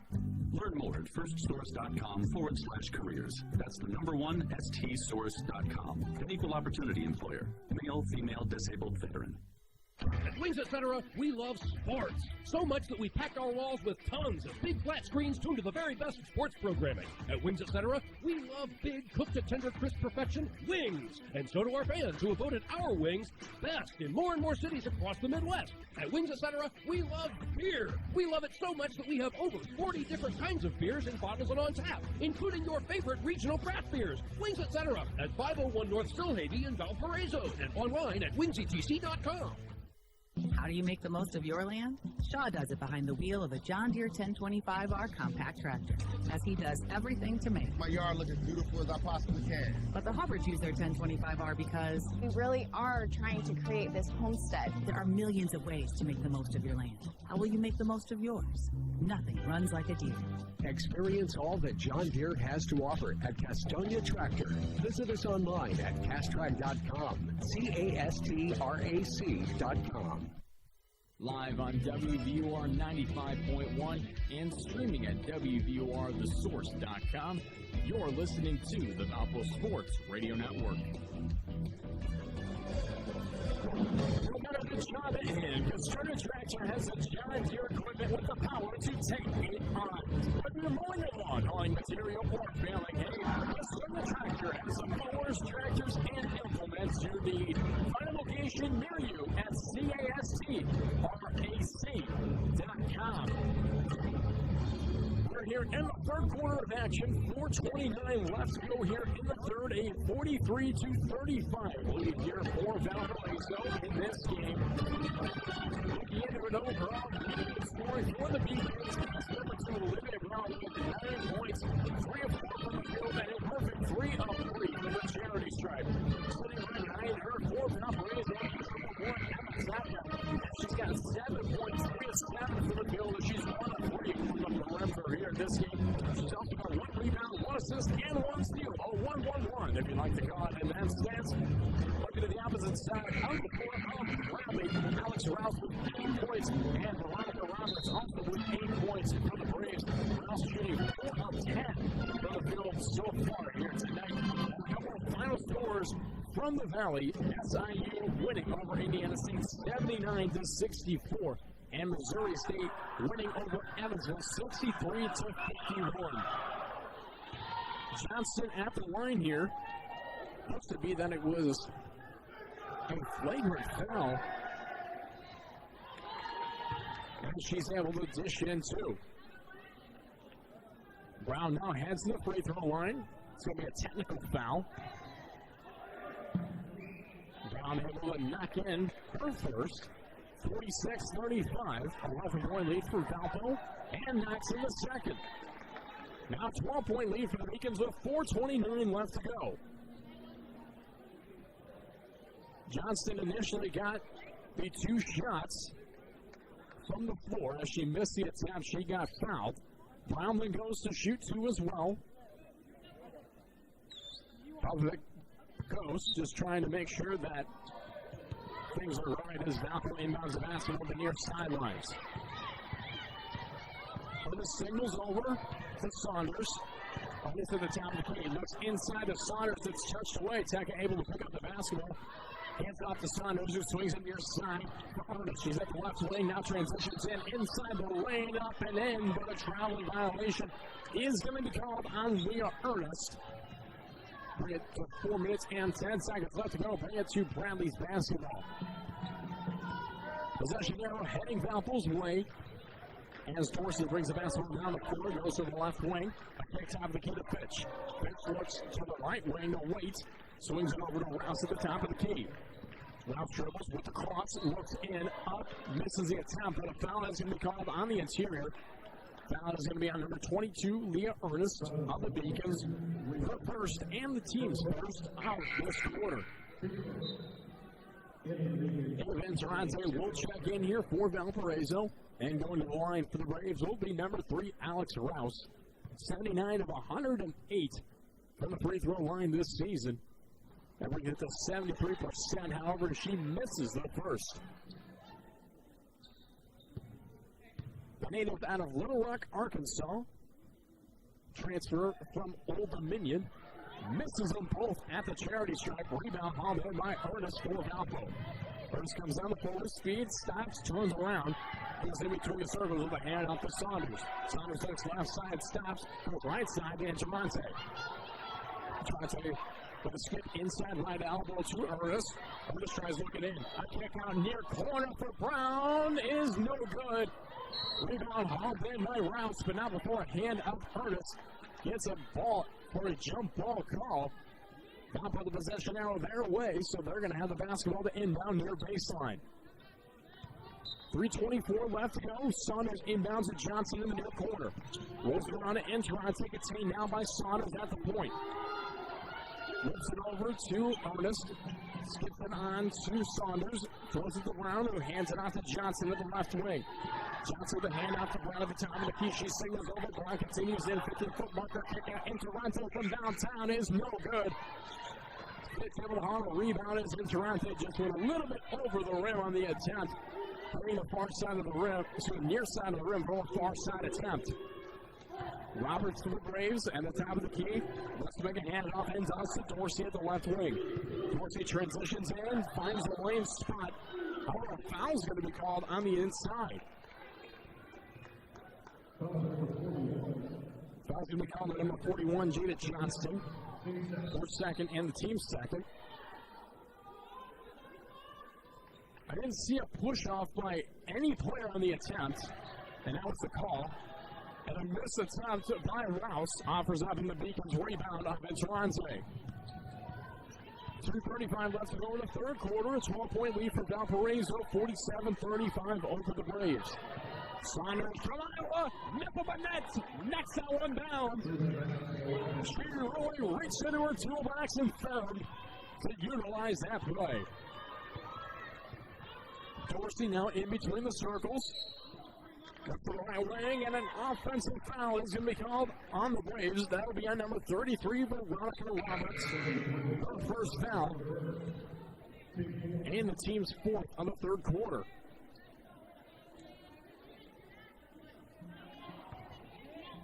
Valpo up by 15, 50-35. Wade checks back into the game for the Braves, as well as number 25, Deja Powell. Saunders with the basketball in between the circles for the Beacons, makes a bounce pass up high to Johnston. Johnson dribbles, looks right side to the right wing to Interante. This one's from Iowa, it's just no good. Just too strong, just real strong on that attempt. Bradley looks down the floor, a kick, and now away at the right wing. Wade with a bounce pass inside the Powell, she's at the right block. So that's going to be inside the Fitch, but not before a foul's called on Brown. That'll be her first and the team's third. 1:44 left to go in the third quarter. Beacons looking to inbound, Braves looking to inbound here. Beacons looking for a stop. Almost getting a stop is Interante. Braves look inside the Powell. She misses that attempt. Ernest hauling in the basketball as she crosses the 10 line. Stands the floor, looks, finds Saunders in between the circles. 15-point lead here for the Beacons. Johnson with the kick to Brown at the top of the key. Brown looks at Interante. Far side of the floor to Johnson in the corner is no good for three. And a rebound hauled in by Fish for the Braves. Powell looks for an open lane. Offers up a shot up and in off the glass. Beautiful job. Down low by the Braves. Able to make that one look easy. Now 3-point attack for Valpo. Up and in, nothing but nets as Leah Ernest drains that basket. Mary Evans is going to take a timeout with 53.6 seconds left to go here in the third quarter. A 53-37 lead for Valparaiso. We'll see you back here in 90 seconds. From Dan Wagner, this is the Valpo Sports Radio Network. TicketSmarter is glad we are back to holding live events. If you are looking to buy tickets to the best sports, concerts, and theater events, all at the very best price, look no further than TicketSmarter.com or on the app. Buying tickets at TicketSmarter will help support children in need. For every ticket transaction on TicketSmarter, $1 will be donated to a children's charity. TicketSmarter is proud to be the official ticketing partner of bowl season. TicketSmarter, a smarter way to buy tickets. When you need trusted electrical professionals, who do you turn to? Powering America's team of NECA and IBEW contractors can help. All of our electricians have 10,000 hours on-the-job and classroom training to ensure the safety of your home or business electrical system. Licensed, bonded, and insured, drug-tested, and background checked. Visit PoweringNorthwestIndiana.org for a complete list of contractors, experts in residential, commercial, industrial, voice, data, video, and renewable energy projects. Visit PoweringNorthwestIndiana.org. Safely powering Northwest Indiana. Reinhold and Feller Tire and Lawn Equipment strive to exemplify the true meaning of the words trust, courtesy, and honesty. In fact, many of our customers say we've done a pretty good job of it. Since 1958, we've been providing auto repair and full-service tire sales to Porter County, Indiana. Come visit us at our Valparaiso or La Crosse locations, or check us out at Heinold-Feller.com. We look forward to many more years of providing you excellent service, because at our Heinold & Feller, your family matters to ours. Live on WVUR 95.1 and streaming at WVURTheSource.com, you're listening to the Valpo Sports Radio Network. The before you make the trip to Boldly for the 2023 NBC Women's Basketball Tournament, be sure to download the Hoops in the Heartland app presented by Great Southern Bank. Get all the information you need to know about the tournament schedule, hotel accommodations, and other fun events during the tournament. NBC-Cities.com will have the option to download the Hoops in the Heartland app. We're back here in the third quarter of action with 53.6 seconds left to go. Valparaiso leading over Bradley 53-37 here. Mariana just took the timeout after a three-point bucket backed down by Lear Bonus. Bonus currently in this game with 7 points, 1 of 3 for the field, and 1 of 2 from 40. Alex Krause is going to check in here for the Braves. Talk about checking out for Bradley. Dorsey crossing the timeline, guarded by Olivia Brown.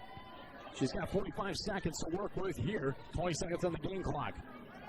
Power contains at the right elbow. A kick near side of Rouse. Rouse looks, finds Fitch, and rolls it around to Waite.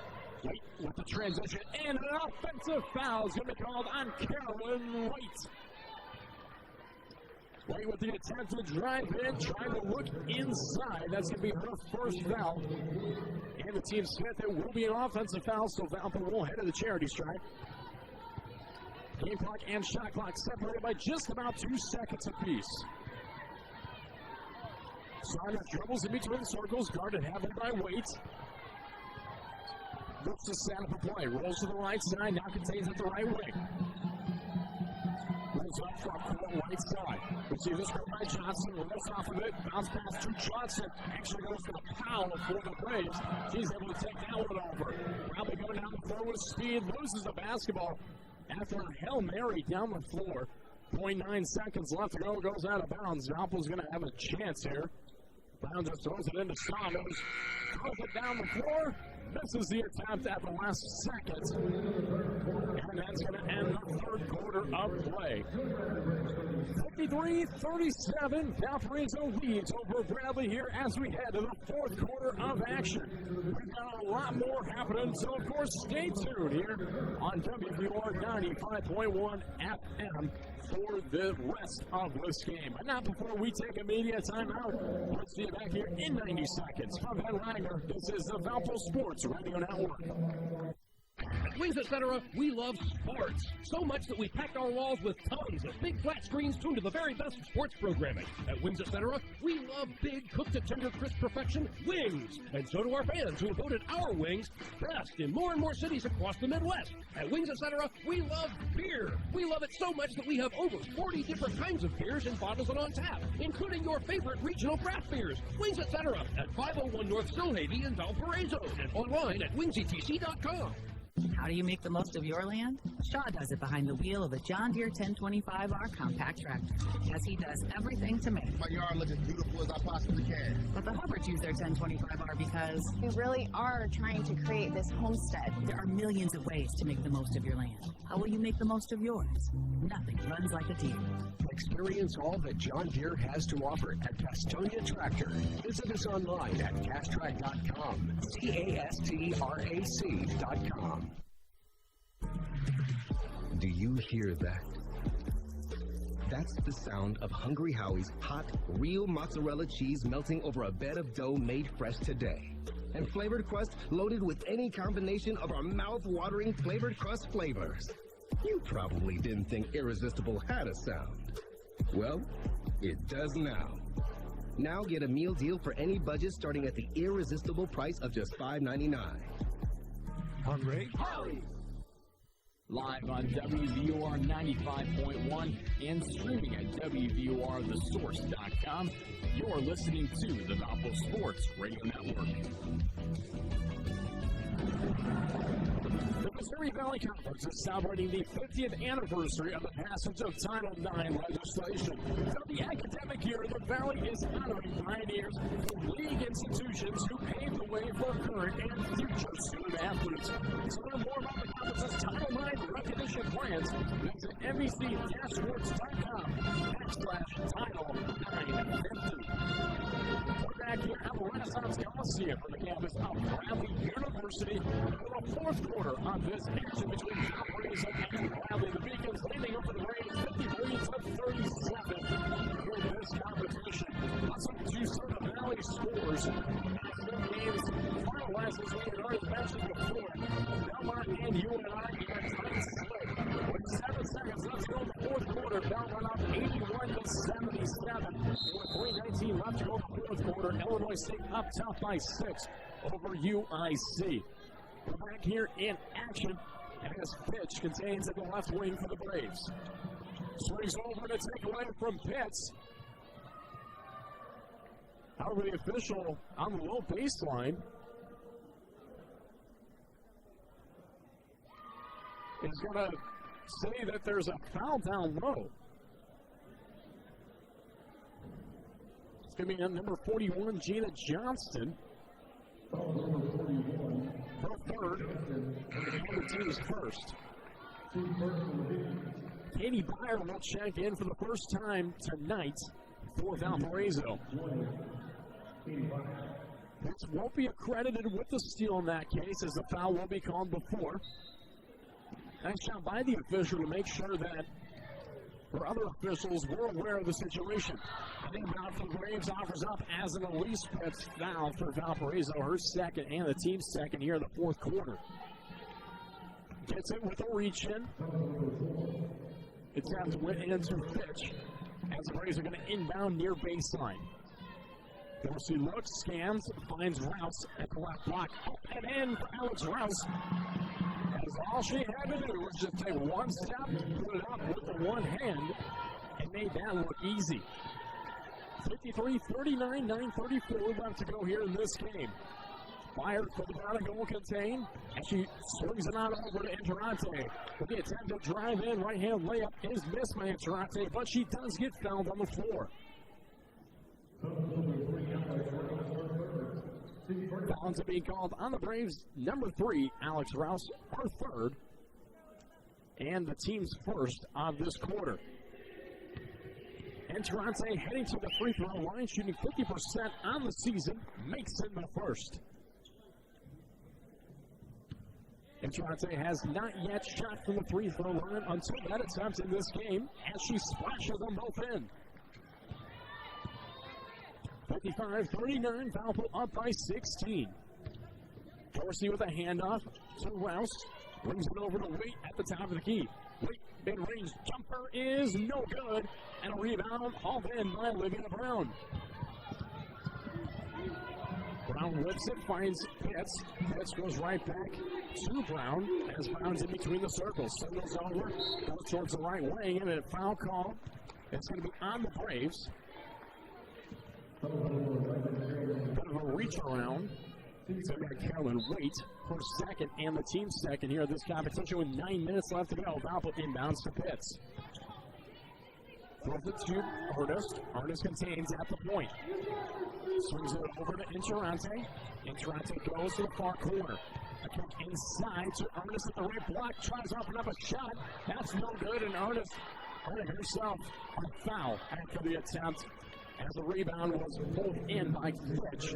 She's trying to go from behind and get the fouls. She gets the foul call. 8:44 left to go. Beacon's already called for 3 fouls here. Bradley already called for 2 fouls here. And we're just starting off the fourth quarter. Wade with the swing to Fitch. Now contained at the top of the key by Powell. Throws it right wing to Dorsey. Dorsey tries to look it inside of the right block. Up and in is Asia Powell at the assist by Dorsey. 8:20 left to go. 55-41. Valpo leads by 14. Brown at the top of the key.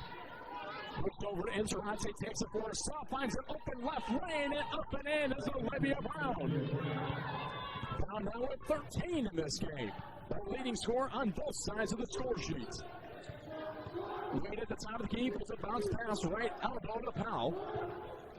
Powell hands it right back off to Wade at the right wing. Wade scans, works, skips it, finds Powell. Pushes it right back to Wade. Wade at the right wing contains in, up, and in is Carolyn Wade for the and one. It's going to be a blocking foul on Valparaiso. Then number 2, Olivia Brown, her second, and the team's fourth. 7:44 left to go. And heading to the line is Carolyn Waite, shooting 90% on the season as she makes a big three-point play. Valpo's going to hold up on defense if they want to hold this game. It's in between the circles, looks, tries to go to Ernest, the ball gets knocked, goes out of bounds right in front of me here. Ernest just wasn't paying attention to miscommunication on the floor. It's going to bring in a sub for Valparaiso up Allie Saunders. Inbounding for the Braves is going to be number 24, Isis Fitch. Fitch right on the near sidelines. A blue hashes in between the circles. From the left side of Rouse. Rouse finds a lane, goes up, however it doesn't go in, goes knocked out of bounds. Last touch by the Braves. Valpo is going to get the basketball here. Defensive stop for the Beacons. We'll count it as that. As Saunders crosses the timeline.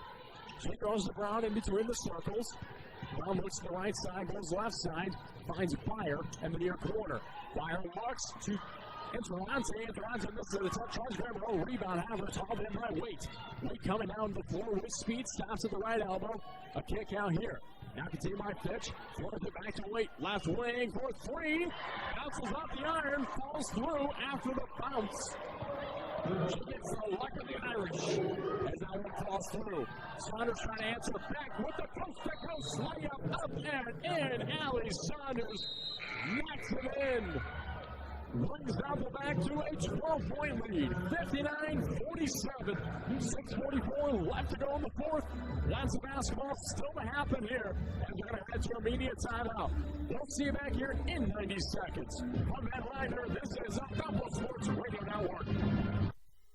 Ticket Smarter is glad we are back to holding live events. If you are looking to buy tickets to the best sports, concerts, and theater events, all at the very best price, look no further than Ticketsmarter.com or on the app. Buying tickets at TicketSmarter will help support children in need. For every ticket transaction on TicketSmarter, $1 will be donated to a children's charity. TicketSmarter is proud to be the official ticketing partner of bowl season. TicketSmarter, a smarter way to buy tickets. One meal everyone in your family can get on board with? It's Culver's.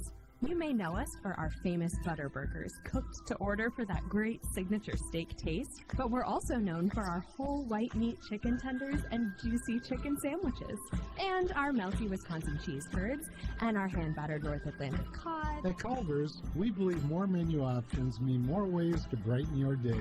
Welcome to Delicious.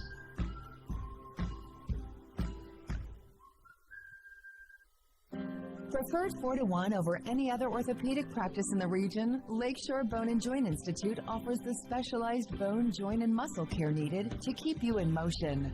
Our world-class providers serve as the official team physicians for Valparaiso University, and we have proudly delivered specialized, experienced care throughout Northwest Indiana for more than 50 years. To learn more about Lakeshore Bone and Joint Institute, visit lbji.com. Live on WVUR 95.1 and streaming at WVURTheSource.com. You're listening to the Valpo Sports Radio Network. Tonight's broadcast of Valpo Women's Basketball is brought to you by Pregame and the Blood Light. It's for the fans. Valpo fans happy with how their Beacon squad has been playing here as they get a 12-point, 59-47 lead over the Bradley Braves. I'm Zach Collins, bringing the rest of this action of this competition. No media timeouts will be interrupted for the remainder of this game. The only timeouts that are going to happen are going to be the ones called by the coaches of 1 minute and the 30-second here. Bradley's got 3 timeouts.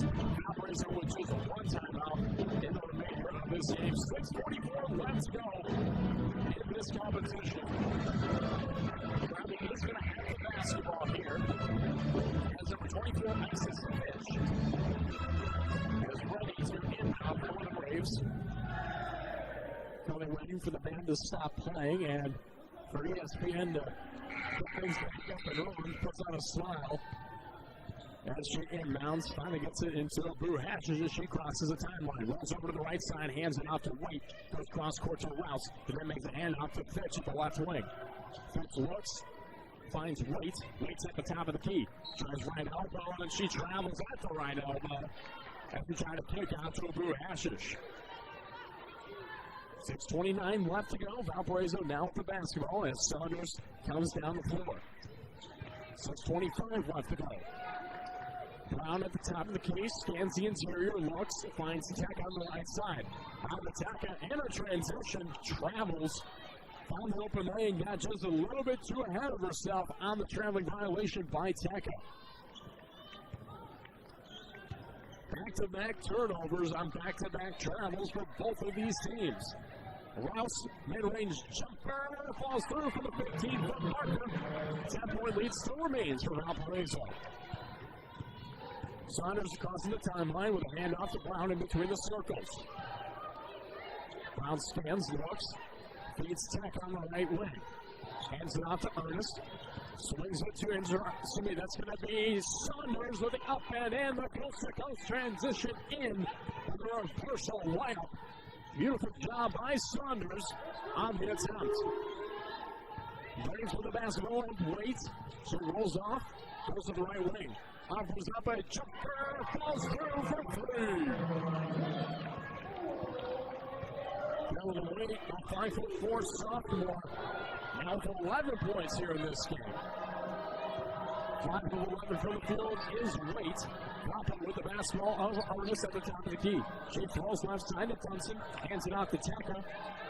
Rolls it over to Saunders. Saunders tries to go inside, up and in, the and one for Allie Saunders.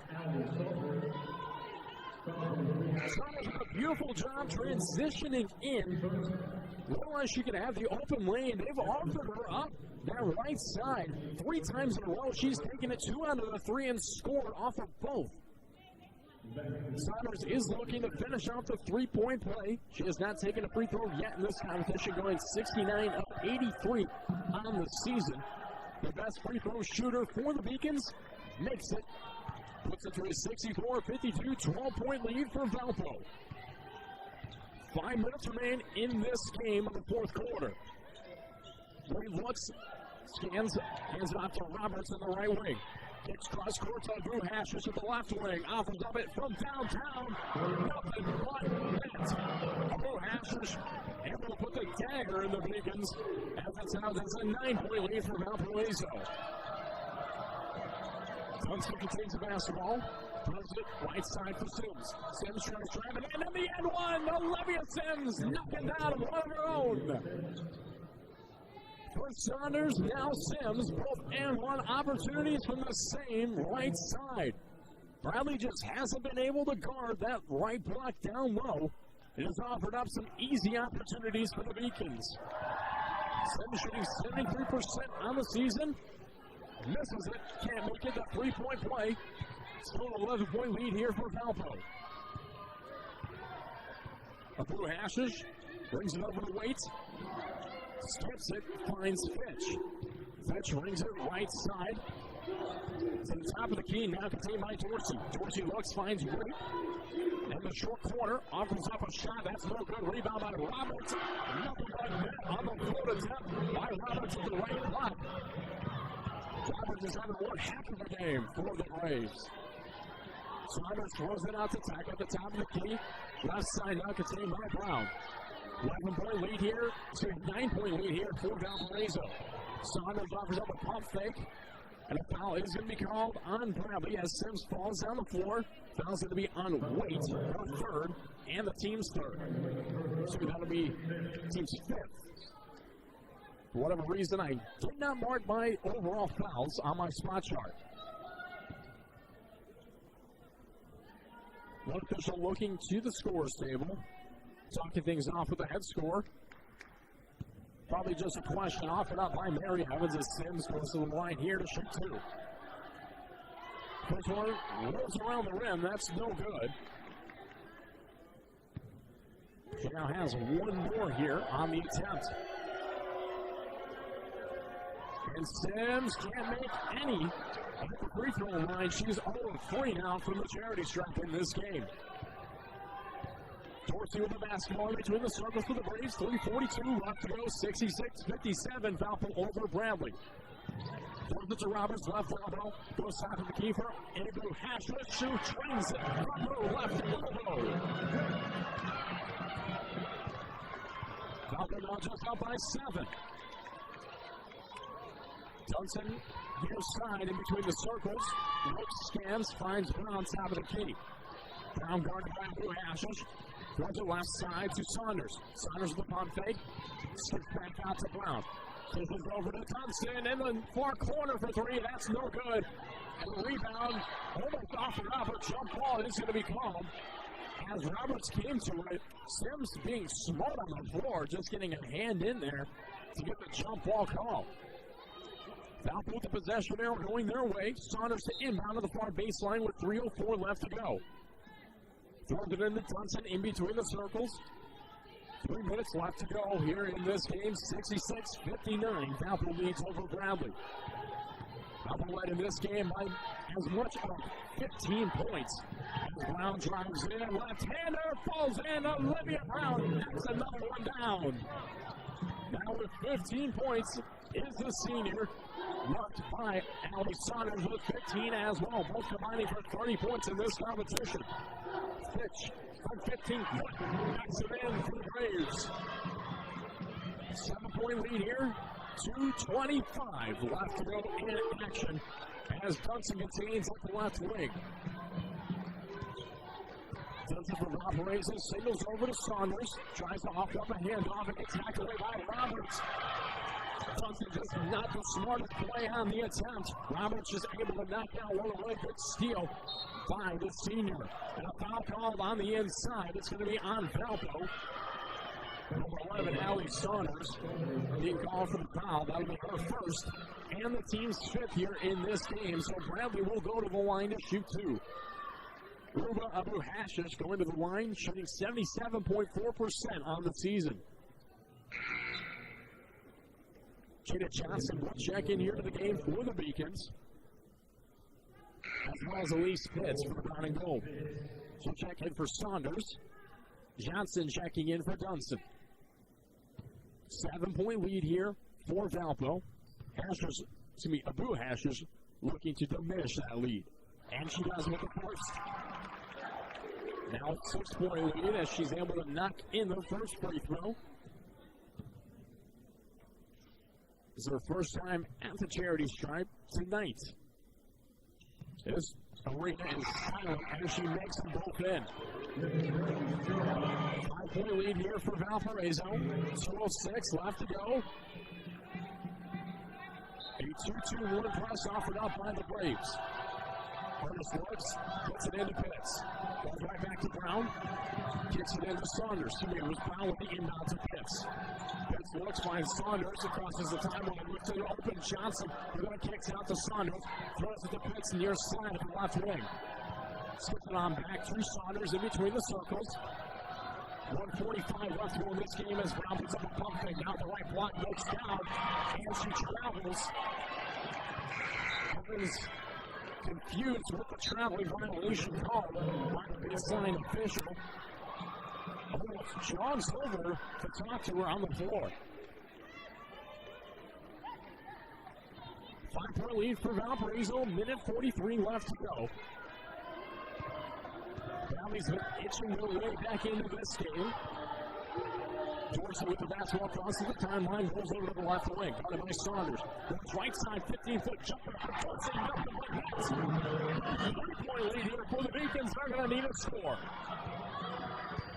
Pitts crosses the timeline for Valpo. Goes the right side to Saunders. Saunders looks, dribbles in between her legs. This one goes over to the right wing. Keeps it Johnson top of the key. Skips right back to Saunders. Saunders dishes it inside for Brown. Up and in for Olivia Brown. Evans holds up a fist for her team. Not only in excitement, but the setup of play with under a minute left in action. Dorsey, pump fake, drives baseline. Kick out, finds Fitch. Skips it left side, brings it, goes up, passes. A 2-point game, under 50 seconds left to go. Saunders contains the basketball for Valparaiso. 70-68, Beacons lead with 40 seconds left to go. And Barry Evans is going to take a timeout as Saunders just dribble the basketball in between the circles. That'll be the Beacons' final timeout. There will be a 30-second timeout for Valpo. Both officials asking one another if it should be a 50 or 30-second. One company hoping a 60-second timeout. The other company hoping to take 30. Now they're going to look over to make sure that it is a 30-second timeout, which it should be. A 2-point lead here for Valparaiso. What they're going to have to do is just stop this momentum by the Bradley Braves, as Bradley's on a 9-2 run over the last 2 minutes and 14 seconds. They've been 4 of 5 in the last 3-point attempts, which put them back in the contention of this game. Also, the Braves also have the possession arrow going their way, so they're winning at a couple of 4-4 here with the momentum. As well as a couple of other opportunities that won't be wanted to call timeout. As I can tell you, 30 seconds, that definitely eclipsed by this point. Bradley looking to finish off and get back out of their winning ways after this 19-game losing streak, as they have now won in over 79 days of action. Valparaiso is looking to do kind of the opposite here and continue their winning streak of 3 games after they beat both Evansville and Indiana State in a series just last week. Valpo will have the basketball to inbound. We have the cross tackle on the sidelines. Just almost in front of the Valpo bench, straight ahead of the front feet. Three Pitts to inbound and gets it into Saunders. Saunders will have 11 seconds on the shot clock to work with. Pushes to Ernest on the key. Now 7 on the shot clock. Tries to get inside. 5 on the shot clock. Now 4. Ernest with a drive in. Up and in. The scoop and score from Lee Ernest. Bradley is going to take a timeout. Out of it goes. Fairly frustrated with their team on the defensive side. Calls a timeout. And it will be, it looks to be a 30-second timeout. Didn't actually see the official make the signal. 72-68. Valpo couldn't have asked for any better play than that on the floor by Leo Ernest.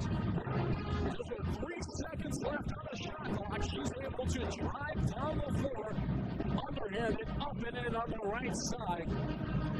And then what a play by the sophomore. I mean, really, you could not ask for anything better than that from Leo Ernest. She was really nothing to work with.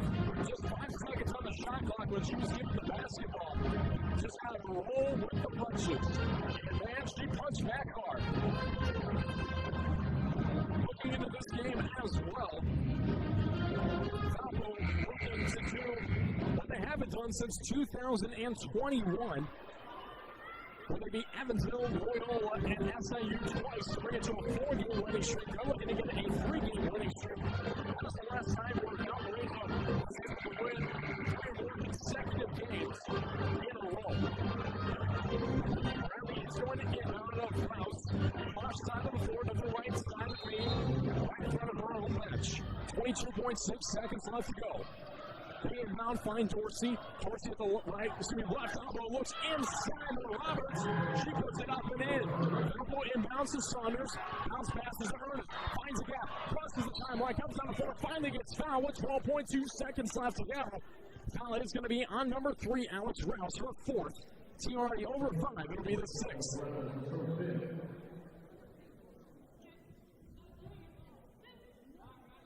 Ernest will go to the free throw line to shoot 2 here. As Ernest shooting 58% on the season. Now one of the better free throw shooters here for the Beacons. But 2 crucial ones for Valpo. Ernest 1 of 2 so far.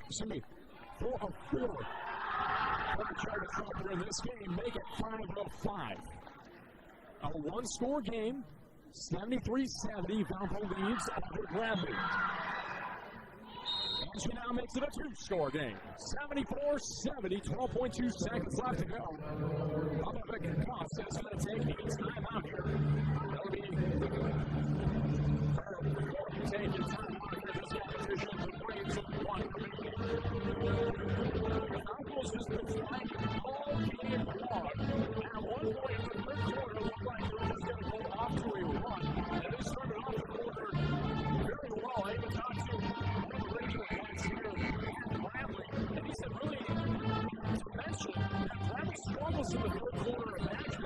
But really, they kept out of the media timeout the second time, and they've just been guns blazing here, especially in the fourth quarter of play. Really, this has been one of their quarters that they've struggled with the most. However, they have 74 points here. The last game between Bradley and Valparaiso was a 78-71 victory for the Beacons at the Arc. Bradley inbounds here. Dorsey drives, looks for Roberts, and up and in as she pushes it with the boat inside. 7.2 seconds left to go. Inbound goes to Saunders. An immediate foul just knocks off 1 second off the game clock. 2-point lead here for Valparaiso, and the best free throw shooter for the Beacons is heading to the line of Allie Saunders. Saunders shooting 83% coming into this competition. As this gym actually isn't too loud for Saunders to be able to make her free throws as she makes the first. Still a one-score game. Beacons up by 3, 75-72, 6.2 seconds left to go. Makes them both, makes it a two-score game, 76-72. Bradley's going to take another timeout here. This timeout will be a 30-second timeout. Bradley left with no timeouts now here. Great job by Pavlovic Goss to be able to leave her timeouts for the fourth quarter of this game. With 6.2 seconds left to go. She pointed over to the near sideline, so we're going to inbound from the near side to the right side of me. Win the game here. Valpo looking to get a 3-game winning streak for the first time this season. Bradley looking to end their 19-game winning streak and get their first Valley win this season. The only Valley win in the last 2 years, counting this season and last season, was at Evansville where they won 77-67 under a different head coach. Bradley inbounds to Dorsey. Dorsey looks to Roberts. Just 1 second left. Kaboom. Asher's out to off rubber three. Misses it. And that's going to bring us to the end. Valparaiso is going to go on a 3-game winning streak. Beating Indiana State, Evansville, and now Bradley. 76-72. The final score. Valparaiso wins in a tight matchup, throwing their overall record to 7-19 out of the season. They will be 5-12 in Valley play. They're going to be stepping it up here for the remainder of this season. Bradley is going to fall to a 3-25 record as they're going to go 0-17 in conference play as we're going to enter the LBJI postgame show. The postgame show brought to you right here on WVUR by the Lakeshore Bone and Joint Institute. LBJI is proud to be the official team positions of Valparaiso University Athletics, as we're going to be joined over here just shortly by head coach of the Beacons, Mary Evans. 17 points are Olivia Brown and Allie Saunders to finish off this competition. As we are joined on the headsets by head coach Mary Evans.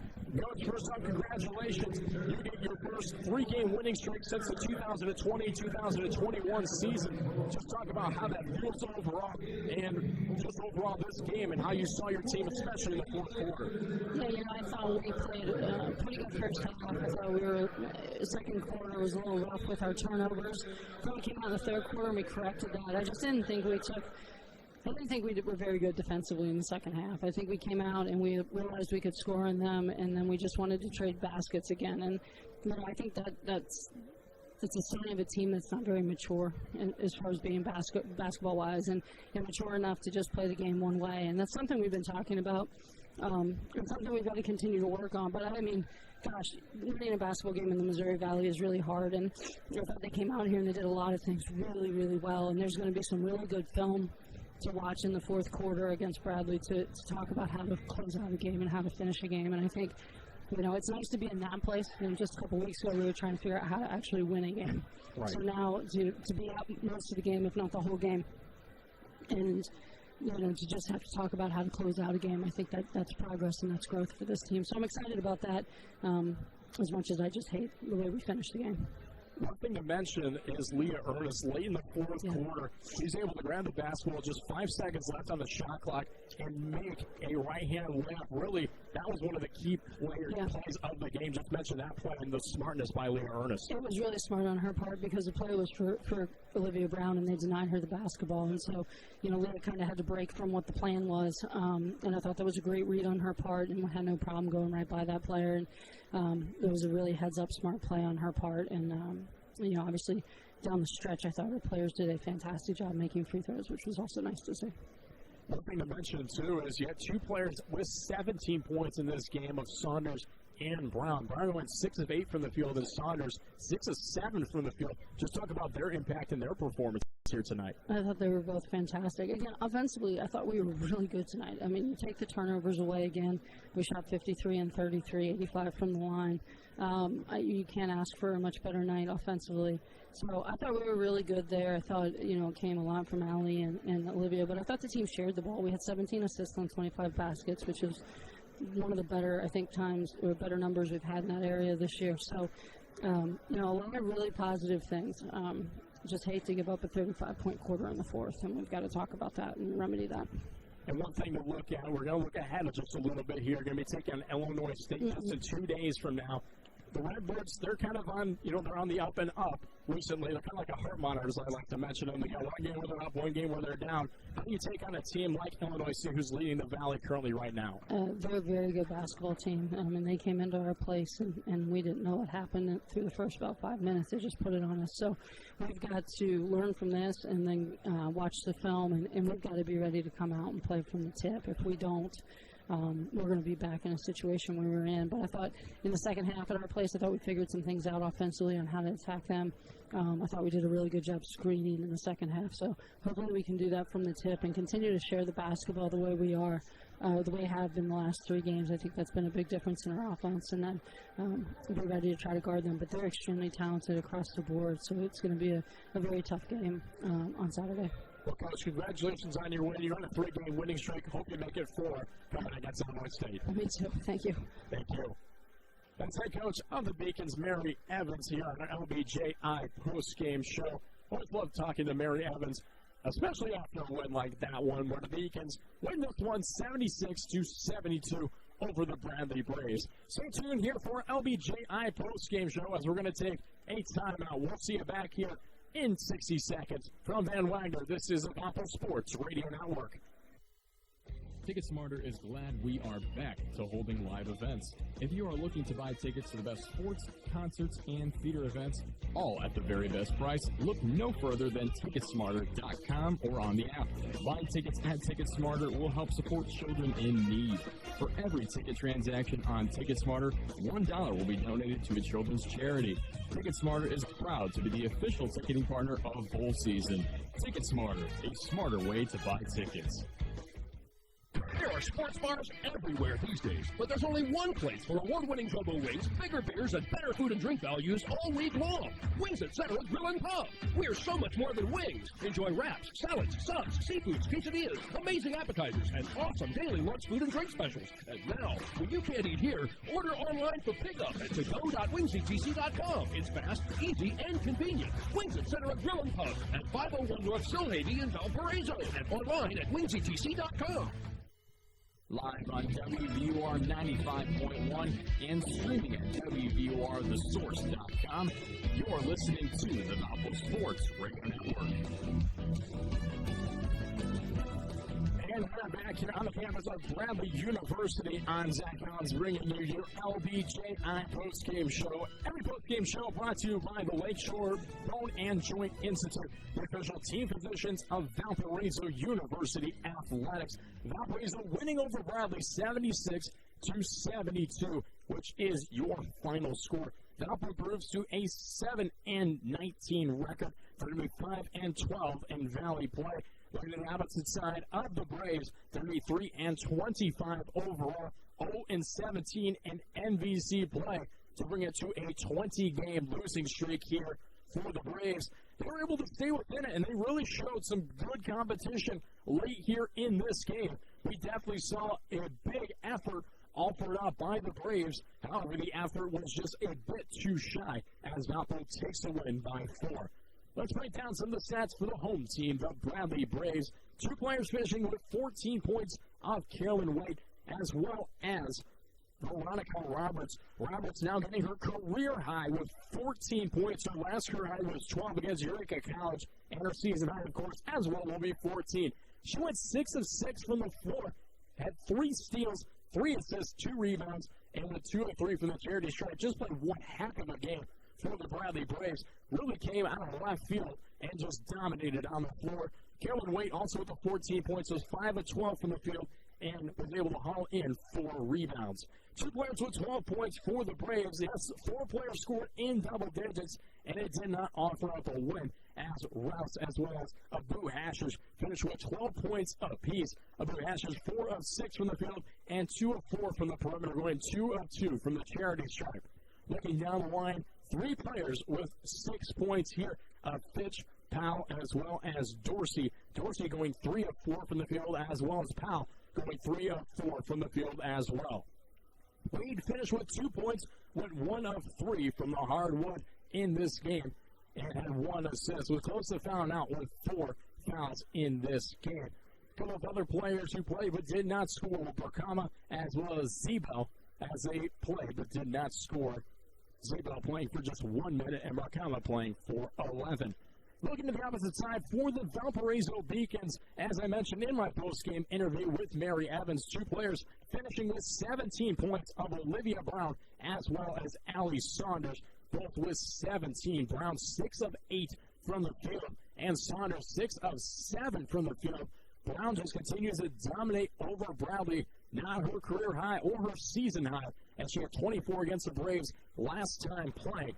This time offers up 17 on the score sheet. Leonard is also finishing in double digits with 11 points, making some very crucial plays in the fourth quarter for Valpo to take a win. With 6 of 6 from the charity stripe, finished with 5 rebounds and 2 assists, and offered up a block as well in this game. Looking down the line, we've got Ava Interante finishing with 8 points, with 2 of 5 from the field and 2 of 4 from the perimeter. With 7 points, we've got Emma Taka. She went 3 of 7 from the field and 1 of 3 from the perimeter, finishing with 1-1-1 and rebounds, assists, and steals. Looking also down the line with 6 points, we've got Elise Pitts, 2 of 4 from the field. All of her shots offered up on threes. Finishing with 4 points were 2 players on Valpo's score sheet of Olivia Sims, as well as Jada Johnston here in this game tonight. Maya Dunson also offering in 2 points in this game. She wasn't credited for a block. I'm going to credit her for a block because she definitely got a block on 1 play, had 1 steal and 2 assists, hauling in 6 rebounds, a team high here in this competition. One of the first times a player other than Pitts, as well as Ernest, were able to get the team high in rebounding in a competition. Maya Dunson, kudos to you for beating that statistic. And finishing off was Katie Byler, who got some playing time but did not score, just played 3 minutes in this competition to offer up a defensive presence on the floor. Comparing some of the statistics between both of these teams, Valparaiso finished with 27 rebounds, Bradley with 23, 4 of those offensive, 3 of those offensive for Valparaiso and Bradley alike. 23 defensive rebounds for the Beacons and 20 for the Braves. 17 assists for Valpo and 18 for Bradley. Turnovers, Valparaiso struggled once again in the turnover ratio with 17 here in this competition tonight. Still too shy of their overall 19 a game. Bradley with just 11 here. As you heard Mary Evans say, They didn't play the best of defense coming into this competition tonight. They're really going to have to step it up against the Redbirds 2 days from now, as Illinois State is a very good team who's very offensive heavy and quick tempoed on the floor. 8 steals were taken away by the Braves, and just 3 for Valparaiso. 6 points off of turnovers for the Beacons and 15 for the Braves. Both teams with 34 points in the paint here in this competition tonight. So bring it to the final score of 76-72.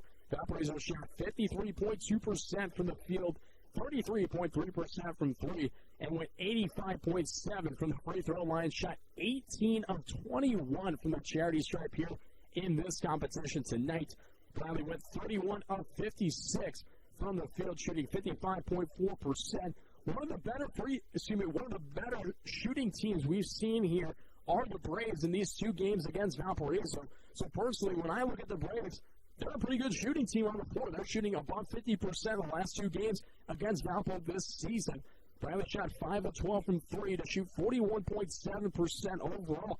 Really, the difference in this game is Valpo was able to go to the charity stripe a lot more, as Bradley shot 5 of 8 from the free throw line, 62.5% from the charity stripe here in this competition.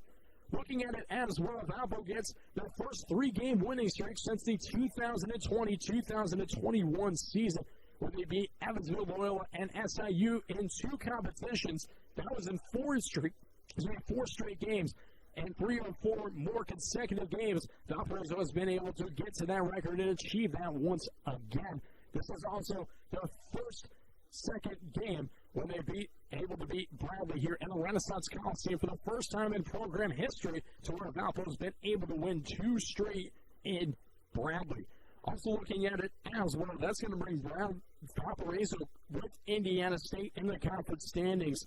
And Indiana State is going to be 5-12 on the season. Valparaiso 5-12 on the season in Valley play. So that's going to put them tied with one another. A team that really looked hot in the beginning has started to really cool down lately, as the Sycamores are off to a 4-game losing streak now at Indiana State. So lots to happen. You never know what's going to happen in Valley play. And even as Mary Evans said herself, it's tough to win here in the Valley. Valparaiso is going to be taking on Illinois State 2 days from now on February 25th. That's slated for a 4 o'clock start. Then they're going to be taking on Murray State in a 2-game home series to finish off the season against both Murray State and Belmont. That's going to be March 2nd and March 4th for Valparaiso at the Arc. Valparaiso is also going to prove to a 4-9 record on the road. Their road record better than their current home record, as their home record is 3 of 10.